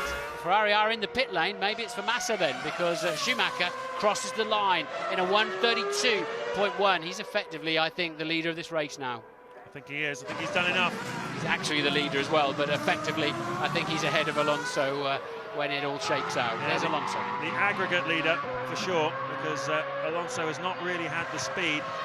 His outlap was a 1:55.1. That's pretty important after the event. It doesn't tell you an awful lot. There they are. The Ferrari mechanics, in fact, were ready for Felipe Massa, which would be about right, because he stopped the lap before Michael Schumacher first time round. So Massa rejoins. He was running in third between Massa and Raikkonen for the final podium position. And Alonso is running in clear air at the moment. He's 7 seconds behind Raikkonen, and there's no one else between them. So there's no traffic for Alonso. It's purely down to him and his speed. And at the moment, the sector times tell you that Michael Schumacher has done enough. Here he comes then. Ferrari mechanics, waiting. Yeah, Michael was faster by 1.6 seconds on the previous lap alone. And he's had, what, 3 laps in clear air since Alonso stopped. And now he'll just launch it across the gentle curve that leads you into the pit lane. And, well, I think they don't have to rush this. I think they've got a second or 2 in their pocket. Well, Ross Brawn looked very relaxed on the wall. Schumacher's done his part. Now it's down to the Ferrari mechanics. We saw with Jenson Button in Imola how badly wrong it can go. They want this to be perfect. Just cleaning debris out of the side pods, but that's normal. Ted? Yeah, it's all gone very well. 2 crucial things. Michael was able to save fuel, and Fernando did a very slow outlap. Where's he joined back? Oh, it looks pretty comfortable for Michael. There he is. rejoining. Listen to the crowd. For the second race in a row, Ferrari have turned Renault over.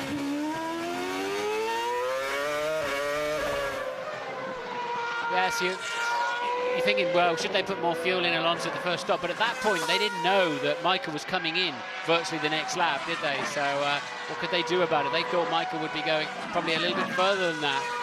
And, well, they comfortably did it in the end. I mean, he was taking a second and a half out of Alonso each of the 3 laps he carried on with, and that's what's given him such a margin. A quicker stop, and he certainly attacked his pit garage a little bit harder than Alonso too, and there is the net result. Alonso will have to satisfy himself, I think, with second place today. Still a lot of running to do, still 19 laps to go, so reliability could be an issue, but I don't see any way he's going to cruise up and pass that Ferrari. Well, in the Drivers' Championship, Alonso has 36 points to Michael Schumacher's 21. Schumacher will get 10 points for a win if he can stay there, and Alonso will get 8 for second place. So with that 15-point lead, Schumacher's only going to take a couple out of him. He really needs Massa to get in front of Alonso as well, or for Alonso to have some sort of problem in the next few Grand Prix, because for sure, Michael Schumacher is Alonso's main title contender this year. For sure, Ferrari have really improved this car. They've worked on the aerodynamics, the electronics. They've certainly improved the engine after the problems they had the second Grand Prix of the season in Kuala Lumpur, if you remember. And boy, they are really singing off the same hymn sheet now, this Ferrari team. It's all working very well. There's Sato with one of those upper wings flapping around in the breeze. That won't be giving him much downforce. Now, he may get black flagged as well to have to come in and do something about that if at any time the officials feel that could be dangerous by flicking off at high speed. Raikkonen leads at the moment before his final stop, and Michael Schumacher second, Alonso third.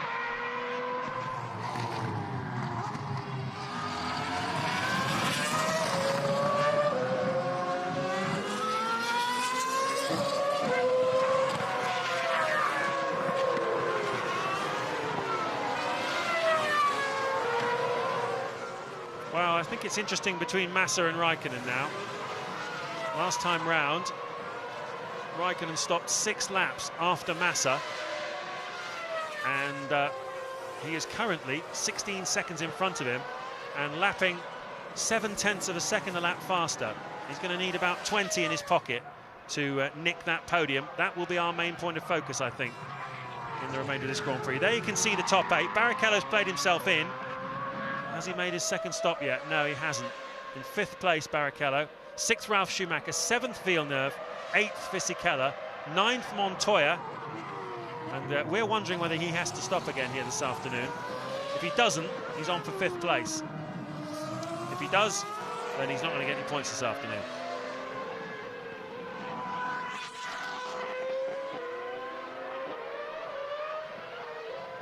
Takuma Sato has been in the pits to change that wing. There he is.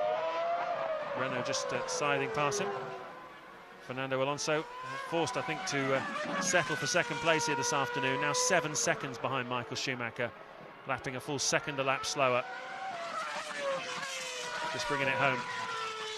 Yeah, he'll have to Massa will keep him more than honest with that one, won't he? So Massa's 5.8 seconds behind him, lapping faster too. So Alonso has not got a comfort zone on that one. And if that's his absolute pace at the moment, then he's going to have a different Ferrari to contend with anytime soon. Villeneuve, you can see, solidly in the top 8. Fisichella, 6/10 of a second behind him. What a frustrating afternoon for Fisichella. Spent the wrong part of yesterday afternoon's qualifying tucked up behind Villeneuve, and he spent most of this Grand Prix tucked up there as well. He's seen enough of that BMW Sauber rear wing. Into the pits comes the McLaren. Raikkonen pits from the lead then at the end of lap 44. And, well, they were getting the blankets off that very, very late indeed for those fresh tyres. But Raikkonen's had a disappointing middle stint to this Grand Prix.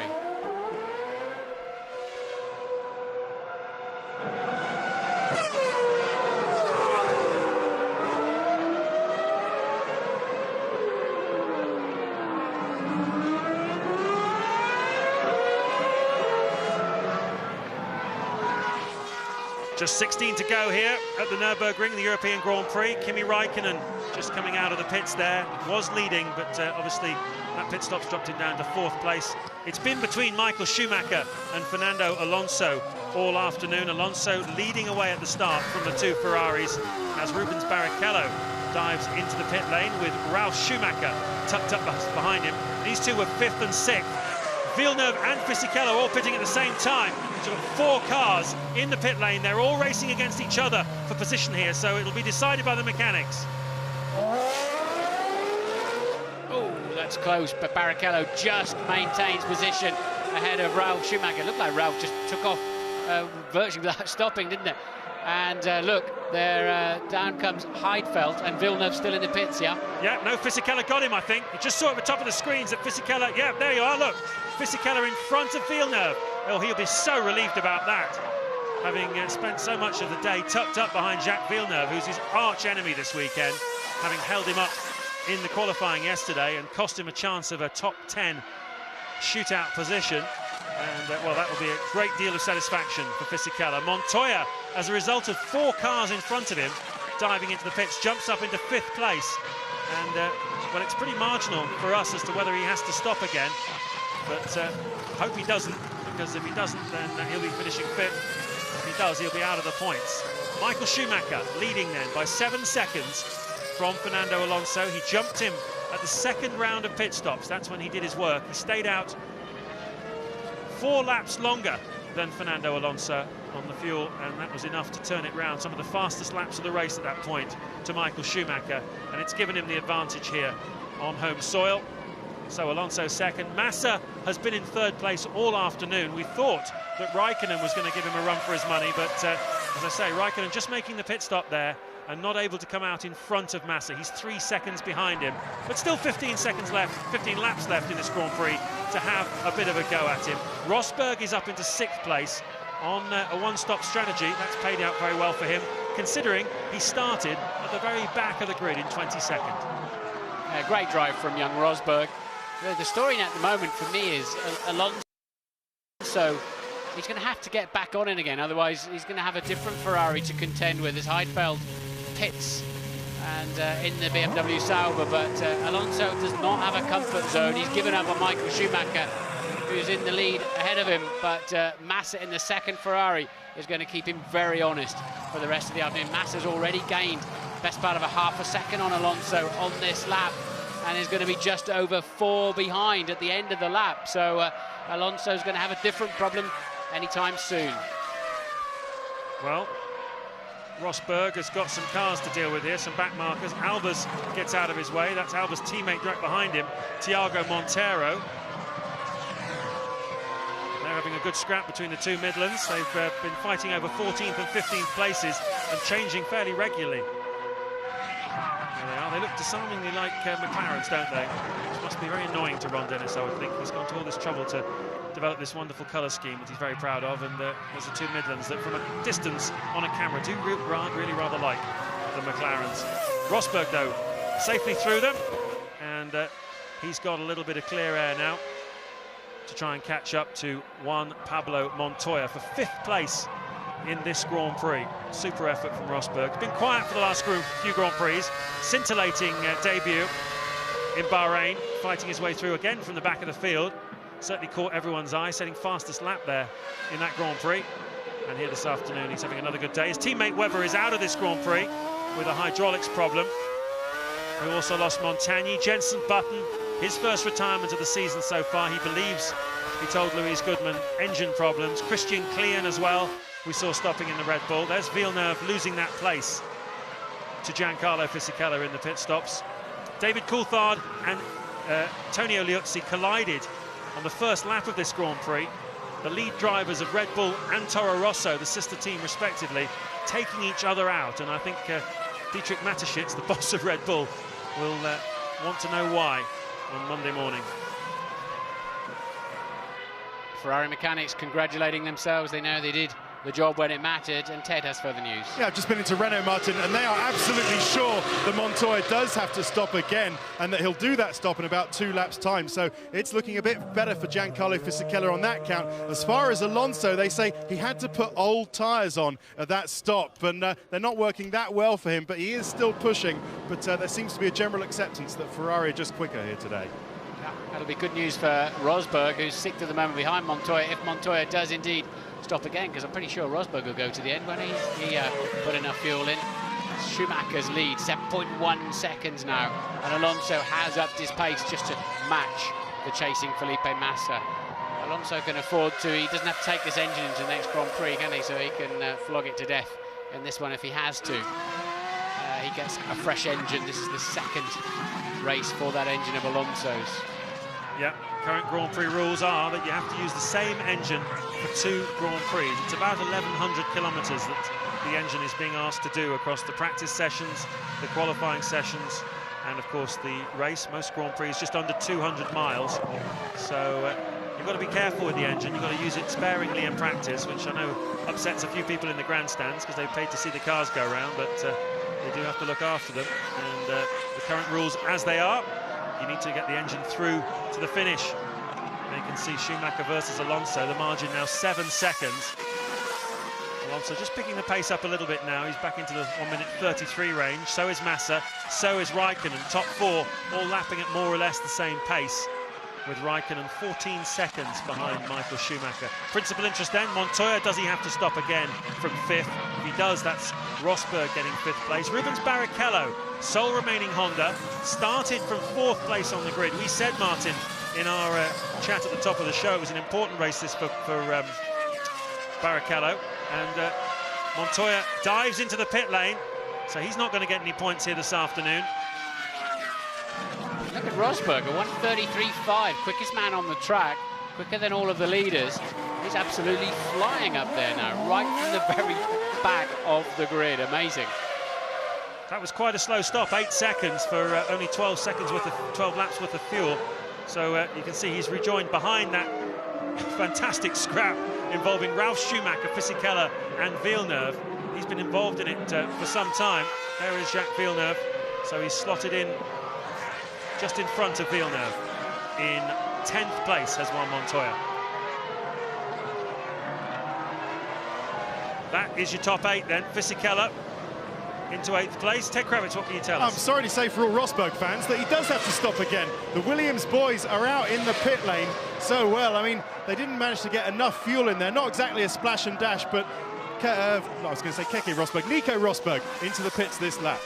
What a shame. I don't think we saw that stop, did we? But having dragged the car so far, he stopped on lap 33 of a 60-lap race. Why they didn't carry on with that strategy, I don't know. But anyway, that's a shame. And that also explains why he's so stunningly fast as well. Yeah, that is a shame. A great shame for him. So that will drop him out of the points. We've already seen Montoya as well. Barrichello then is going to be up into a net 5th place. Ralf Schumacher is going to be net 6th. Fisichella net 7th. Villeneuve 8th. It's been a good scrap between those guys. It still is at the moment. Barrichello, Ralf Schumacher, Fisichella are separated by just over a second, the 3 cars, and just over 4 seconds behind them is Montoya and Villeneuve. There's Rosberg, Formula One's new pin-up boy. Drives on a German licence. His mother is German, even though his father is Finnish, and ironically, although he speaks 4 languages, he doesn't speak Finnish, his father's language. There's Montoya, so he rejoins in front of him. That's something. And that means he's rejoined in 8th place. Well, he might still get a point, and of course that puts him ahead of Villeneuve then, but he was quite a bit quicker also than Montoya before the stop, so should be able to pull away there. Michael Schumacher's lead up to 8.8 seconds now on lap 51. Massa just 3.1 seconds behind the understeering Renault of Fernando Alonso, and he's got some traffic to contend with as well. Here we see Rubens Barrichello, Ralf Schumacher tucked up behind him. Honda versus Toyota on the racetrack with 10 laps to go in this Grand Prix. So let's assess the performance of Rubens Barrichello this afternoon. Running 5th, started 4th. a stronger weekend for him. We have, of course, lost Jenson Button amongst the front runners, but nobody else. No, it's, I think, solid race, great qualifying, solid race, but you know, I think what's significant is they've already been lapped by the Ferrari and about to be lapped by the Renault. You know, the front-running Toyota and Honda's lap, which they've got a lot of work to do, haven't they, to find some pace. And of course the Toyota on the same, effectively the same tyres too that Ferrari are on. So as our Honda with the Renault with the Michelin. So they're really struggling for ultimate pace there, those two teams. That was the Brazilian flag on the pit board of Felipe Massa, who is looking at scoring a podium here this afternoon. If so, it would be his first podium in Formula One. It's quite a momentous moment for him. Certainly joining Ferrari, he'd expect to be getting a few of those. And this weekend, Ferrari have had the slight edge. It's been very, very close between Michael Schumacher and Alonso throughout free practice and qualifying. Massa's been on the coattails, really, never really on the pace of his team boss, Michael Schumacher. 12 seconds behind him now, with just 9 laps to go. But still, a podium for Massa will be good. He's 2 seconds in front of Raikkonen, who's lapping half a second a lap faster than him. So he does need to be aware of that. And I'm sure Raikkonen will be wanting that final podium slot. There you can see this developing battle then for third place. Scrap we really need to be looking at is Barrichello, Ralf Schumacher, Fisichella, Rosberg and Montoya. About 3.5 seconds covers the lot of them. Massa just 2.8 seconds behind Alonso now. Alonso will start to see his mirrors full of a different Ferrari. Blue flags waving for the back markers. Raikkonen still definitely trying to bring himself into play. He's been playing catch-up all afternoon and at a different rate of knots, and he'll certainly be wondering what happened to his pace in the middle of the race, because the rest of it has been enough to get him on the podium. Yeah, it has, hasn't it? There is Kimi Raikkonen. Upgraded Mercedes engine for this Grand Prix. They were a little bit concerned about reliability because they lost one in testing last week at Silverstone.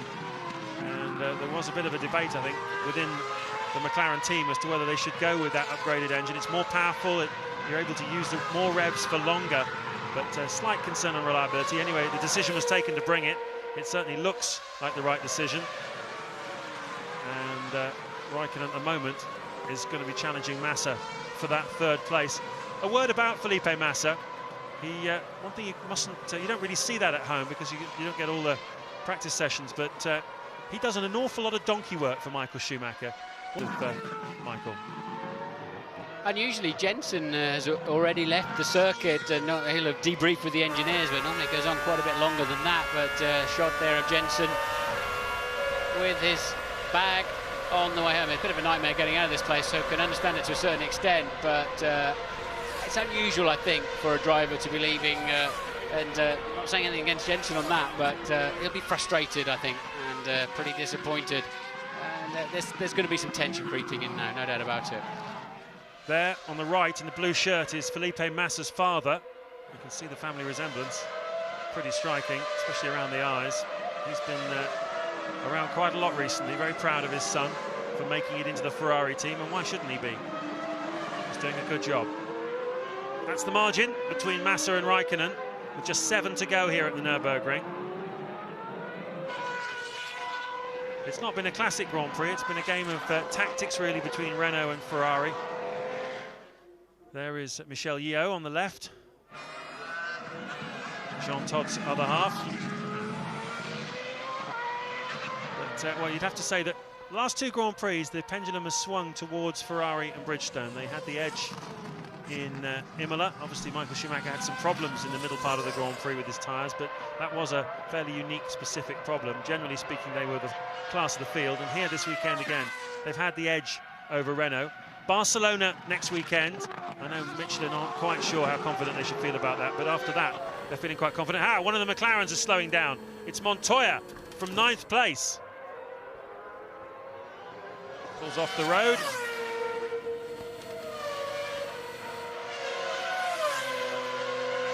Yep, no danger there. And Ralf Schumacher too, he was in P9. He has dropped out.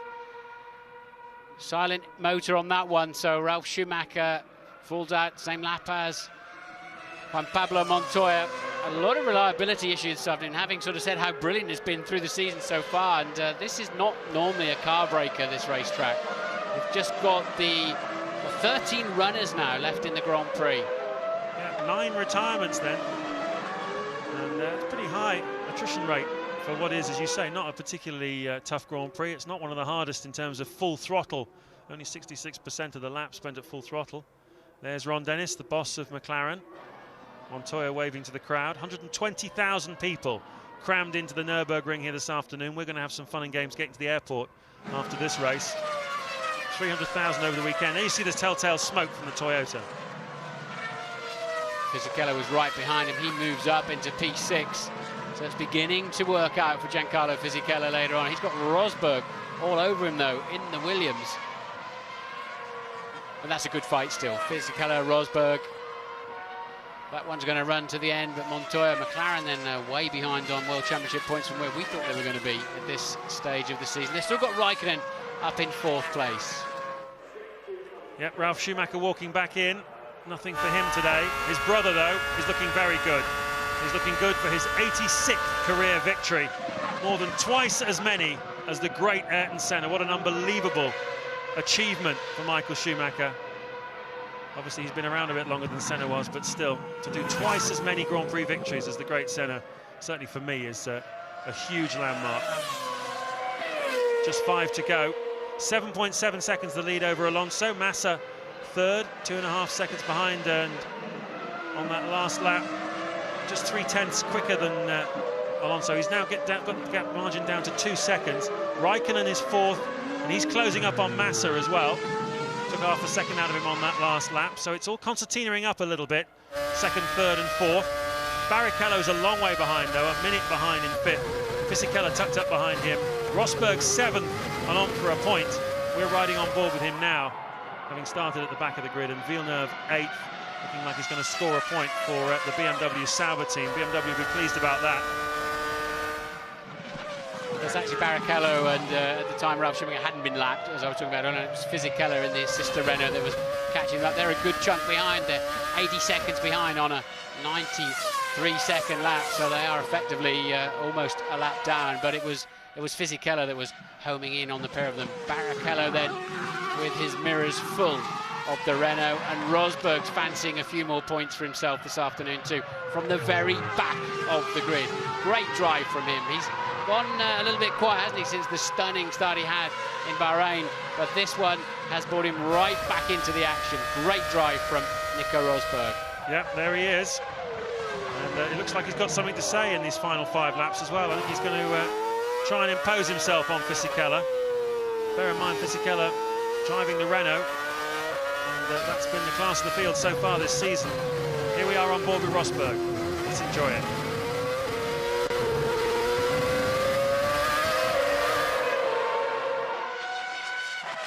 Flavio Briatore there up on the pit wall, not enjoying it enormously. He's seen his team beaten here, and they'll be going back to headquarters at Enstone, just outside Oxford, and thinking about what they're going to do for Barcelona next week. What I expect to see, Martin, for the rest of this season now, this is a more normal season, if you like, than last year, isn't it, where Michelin totally dominated last year. The year before that, Bridgestone totally dominated it. This is more what you expect from a tyre war.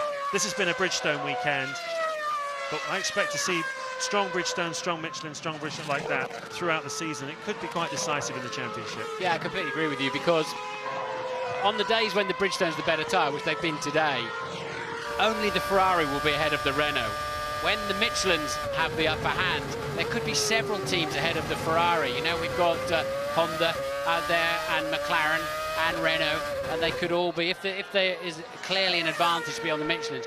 The point I'm trying to make is that Ferrari they haven't got as much support as say Renault have got in terms of damage limitation, and Luis has found Juan Pablo Montoya. Juan Pablo, I'm hearing from the team an engine problem, is that right? Yeah, we had a bit of an engine problem, but you know, I think it was a tough race. You know, we had a really bad start and we just stuck in traffic all day, and we can only push for like 2-3 laps at a time, and that was it. You know, the team did a great job. Had a little problem in the second stop, but you know, I think generally it was a good comeback for the weekend, but it was tough race for us. Any fun racing going on for you out there? Yeah, a little bit. You know, at the end I was very close to Nico having this straight, and as soon as I went full throttle, you know, the engine just let go. But you know, that's racing. Thank you. Juan Pablo Montoya there talking to Luis Goodman, and that was the second race for his Mercedes-Benz engine. Raikkonen here, we're riding on board with him. He's got the new upgraded engine that's in its first outing, but Montoya, well, he nearly got to the end of the second race, but then the engine let go. Mercedes boss Norbert Haug, though, this morning in press briefing, promising that he feels the Mercedes can, by the end of this season, have the strongest and most reliable engine in Formula One. It's been a while since Mercedes has been the benchmark engine, and Norbert's sounding pretty confident. They've got some big steps coming, and they're going to need them because they need to get on terms with Renault and Ferrari. 1.8 seconds between second and fourth, and they're in your frame now. And it's Raikkonen who's driving that by, he's the fastest of that little trio, and he's pushing Massa hard, who's cruising up to the back of Alonso. And, well, you've got to assume Alonso's got enough to answer it, but he's leaving a little bit thin, isn't he? Yep, leaving it late. 3 laps to go, it'll be 2 at the end of this one. Schumacher flashes across the line now. Here comes Alonso, the Doring Hotel on the left. All the guests are out on their terraces. Beautiful sunny day here at the Nurburgring. It's been like this all weekend. 38 degrees the track temperature, 21 the air. Really is summertime come early to the Eiffel Mountains. We're about 500 meters above sea level, so a little nip in the air in the evenings, but it's been beautiful during the days here. Warmer probably than the tyre companies imagined it was going to be, but they've all coped with it pretty well. And now look how close Raikkonen is on the back of third-place man Felipe Massa. Bit of traffic up ahead is Jarno Trulli, 9th-place man in a Toyota. Schumacher's already gone past him. Alonso's going to catch him next. 2 great scraps out there. Alonso, Massa, Raikkonen, second, third and fourth. And then we've got Barrichello, Fisichella, Rosberg, 5th, 6th and 7th, all line astern, just 10th between them. There's a look at the remaining runners, you can see. Just 13 still going. Montero and Albers, the 2 Midlands towards the back. Been making a bit of progress though, Midland. Just getting closer and closer to the next slowest car, but they need something, a big investment, I think, to push themselves further up. And a lot of jockeying going on behind the scenes regarding entries for the Formula One World Championship over the next couple of years. And quite a lot of pressure, I think, on the Midland team to do something to move themselves up and show they're serious in Formula One. Certainly all the mechanics back at Silverstone, I know, are very serious. They're ex-Jordan people and they love their Formula One. I think they'd like to have a little bit more money in the bank to be able to do it properly. Alonso, Massa, Raikkonen, last lap. Is anybody going to try anything? It's going to have to be there if Raikkonen's going to do it, and it's too late. I don't see any other opportunity unless he can have a banzai one up into the NG chicane, very near the end of the lap. He's certainly got the faster car, hasn't he? But I'd be surprised if he's got any time available to use that. That's freed up Alonso slightly. And, Michael Schumacher then just 6 seconds clear of that fight. He's backed off quite a long way towards the end of the Grand Prix, unsurprisingly, but he's had it in the bag, hasn't he? He has. Raikkonen really needs all the points he can get at the moment. 5 races into this season. If it finishes like this, he'll be 21 points behind Alonso. Shades of last year again. So he really does need Alonso to trip up. Obviously, Michael Schumacher is much more part of the championship battle this year than he was last year. So there is Raikkonen with a lot to think about after this Grand Prix. Too far behind, is he, to have a go? As they come down through the final kink. This is where the chicane is at the end. There's Raikkonen, he's going to have a... We cut to Michael Schumacher. We don't know. I think Raikkonen was too far behind. Schumacher then, looking for 2 victories in a row. He makes it here at the Nürburgring. His 6th victory in the European Grand Prix. And that was brilliant by Michael Schumacher. 2nd, 3rd and 4th cross the line with just over a second between them. Alonso, Massa, Raikkonen. Then it's going to be Barrichello, but you can put the kettle on and make yourself a cup of tea while you wait for him to come round. He's 67 seconds behind the race leader. So career win number 86 for Michael Schumacher. And what a wonderful performance it was. Tactics definitely played a part in it. They gave him a little bit more fuel the first round of stops that meant he could go further than Alonso in the second stint, and that was what changed it. There is Barrichello, going to come through in 5th. Fisichella is going to be 6th, and Rosberg, there he is in the Williams, is going to finish in 7th place, having started this Grand Prix from 22nd place on the grid. And then Jacques Villeneuve is about 11 seconds behind this trio.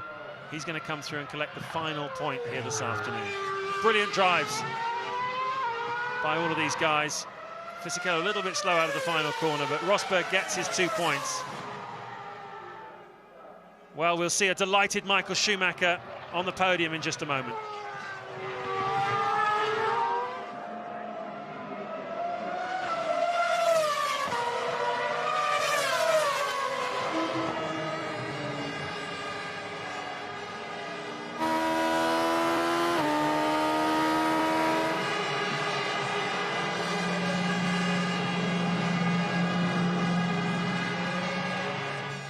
So Schumacher going round on his victory lap. Plenty of Ferrari flags and Schumacher caps in the crowd.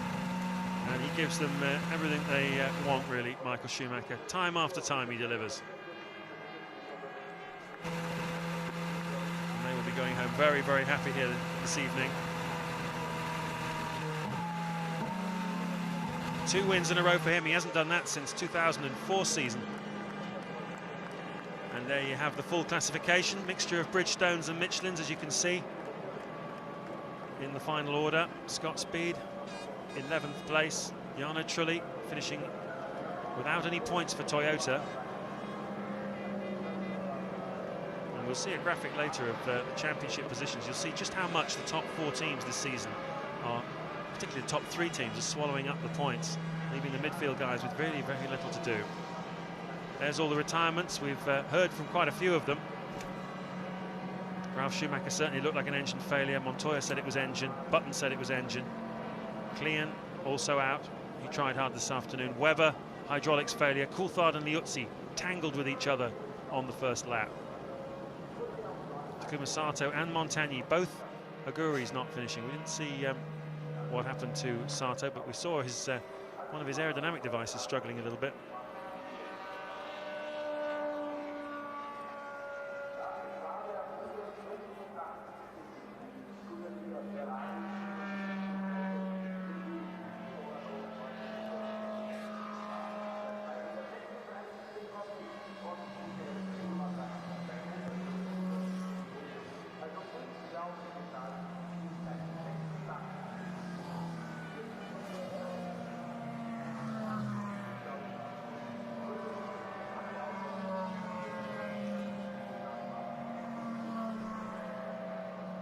So some joyous scenes from Ferrari team. Well, 1 and 3 for them. 2 cars on the podium. Relief for Todd, relief for Brawn. Their plan worked.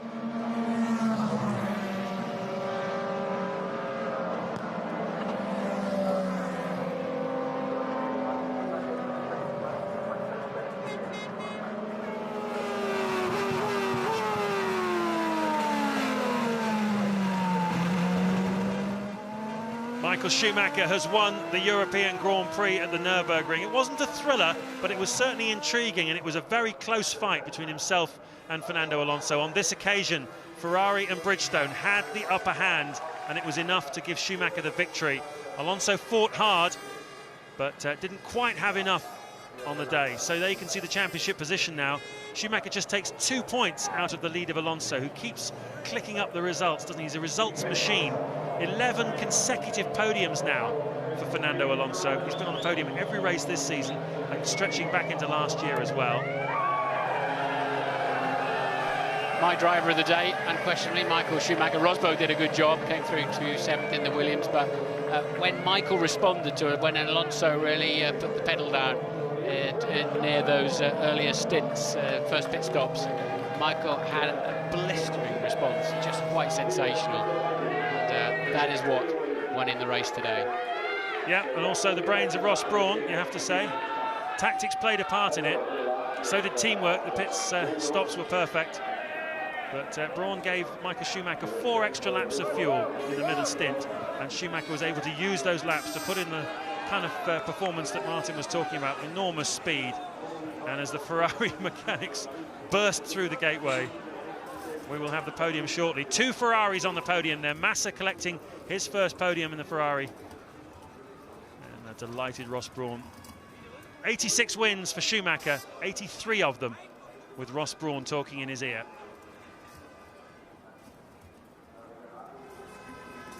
Solid job too for Massa. Finished 4.4 seconds off the lead, but actually Michael was cruising in the final few laps. But he stayed on the road all weekend, hasn't he? Got himself 3rd on the grid and had the pace to match the leaders. Just lost a 10th or 2 here and there, but and that's what put him slightly on his back foot, put him under pressure from Raikkonen. But certainly Massa, one of his more solid performances, no doubt about it. The good times are back again for Jean Todt. Big kiss for Michel Yeo. And that's a big smile. Well, Jean Todt played host to movie star Paul Newman at Maranello Ferrari headquarters this week.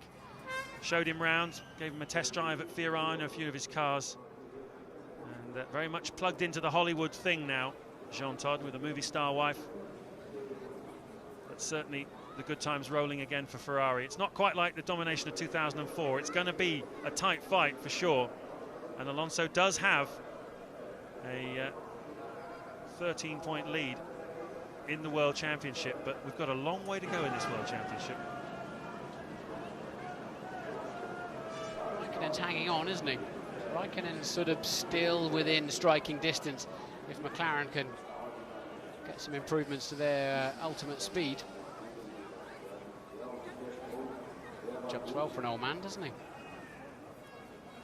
Yeah, certainly the vibe in the paddock at the moment is that Schumacher is pretty seriously thinking about doing 1 more year.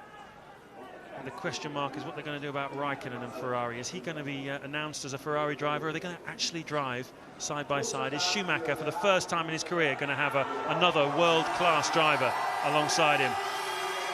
We'll find out in the next few weeks, I think. That's what they're all telling us.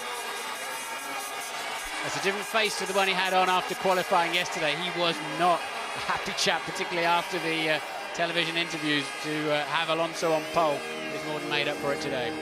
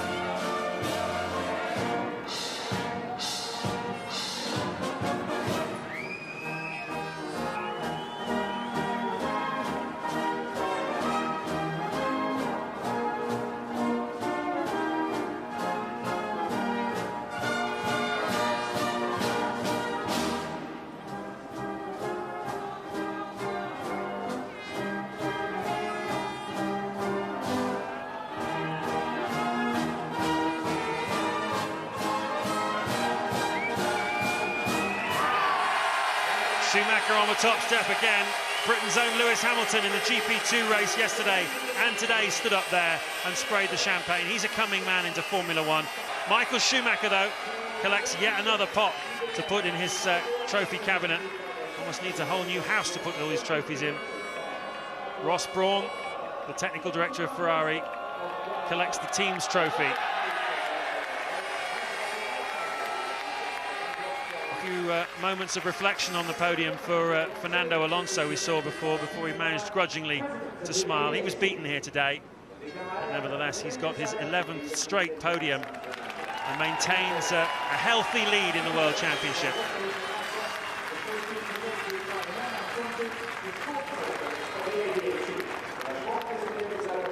And Felipe Massa, that first podium, sweet moment.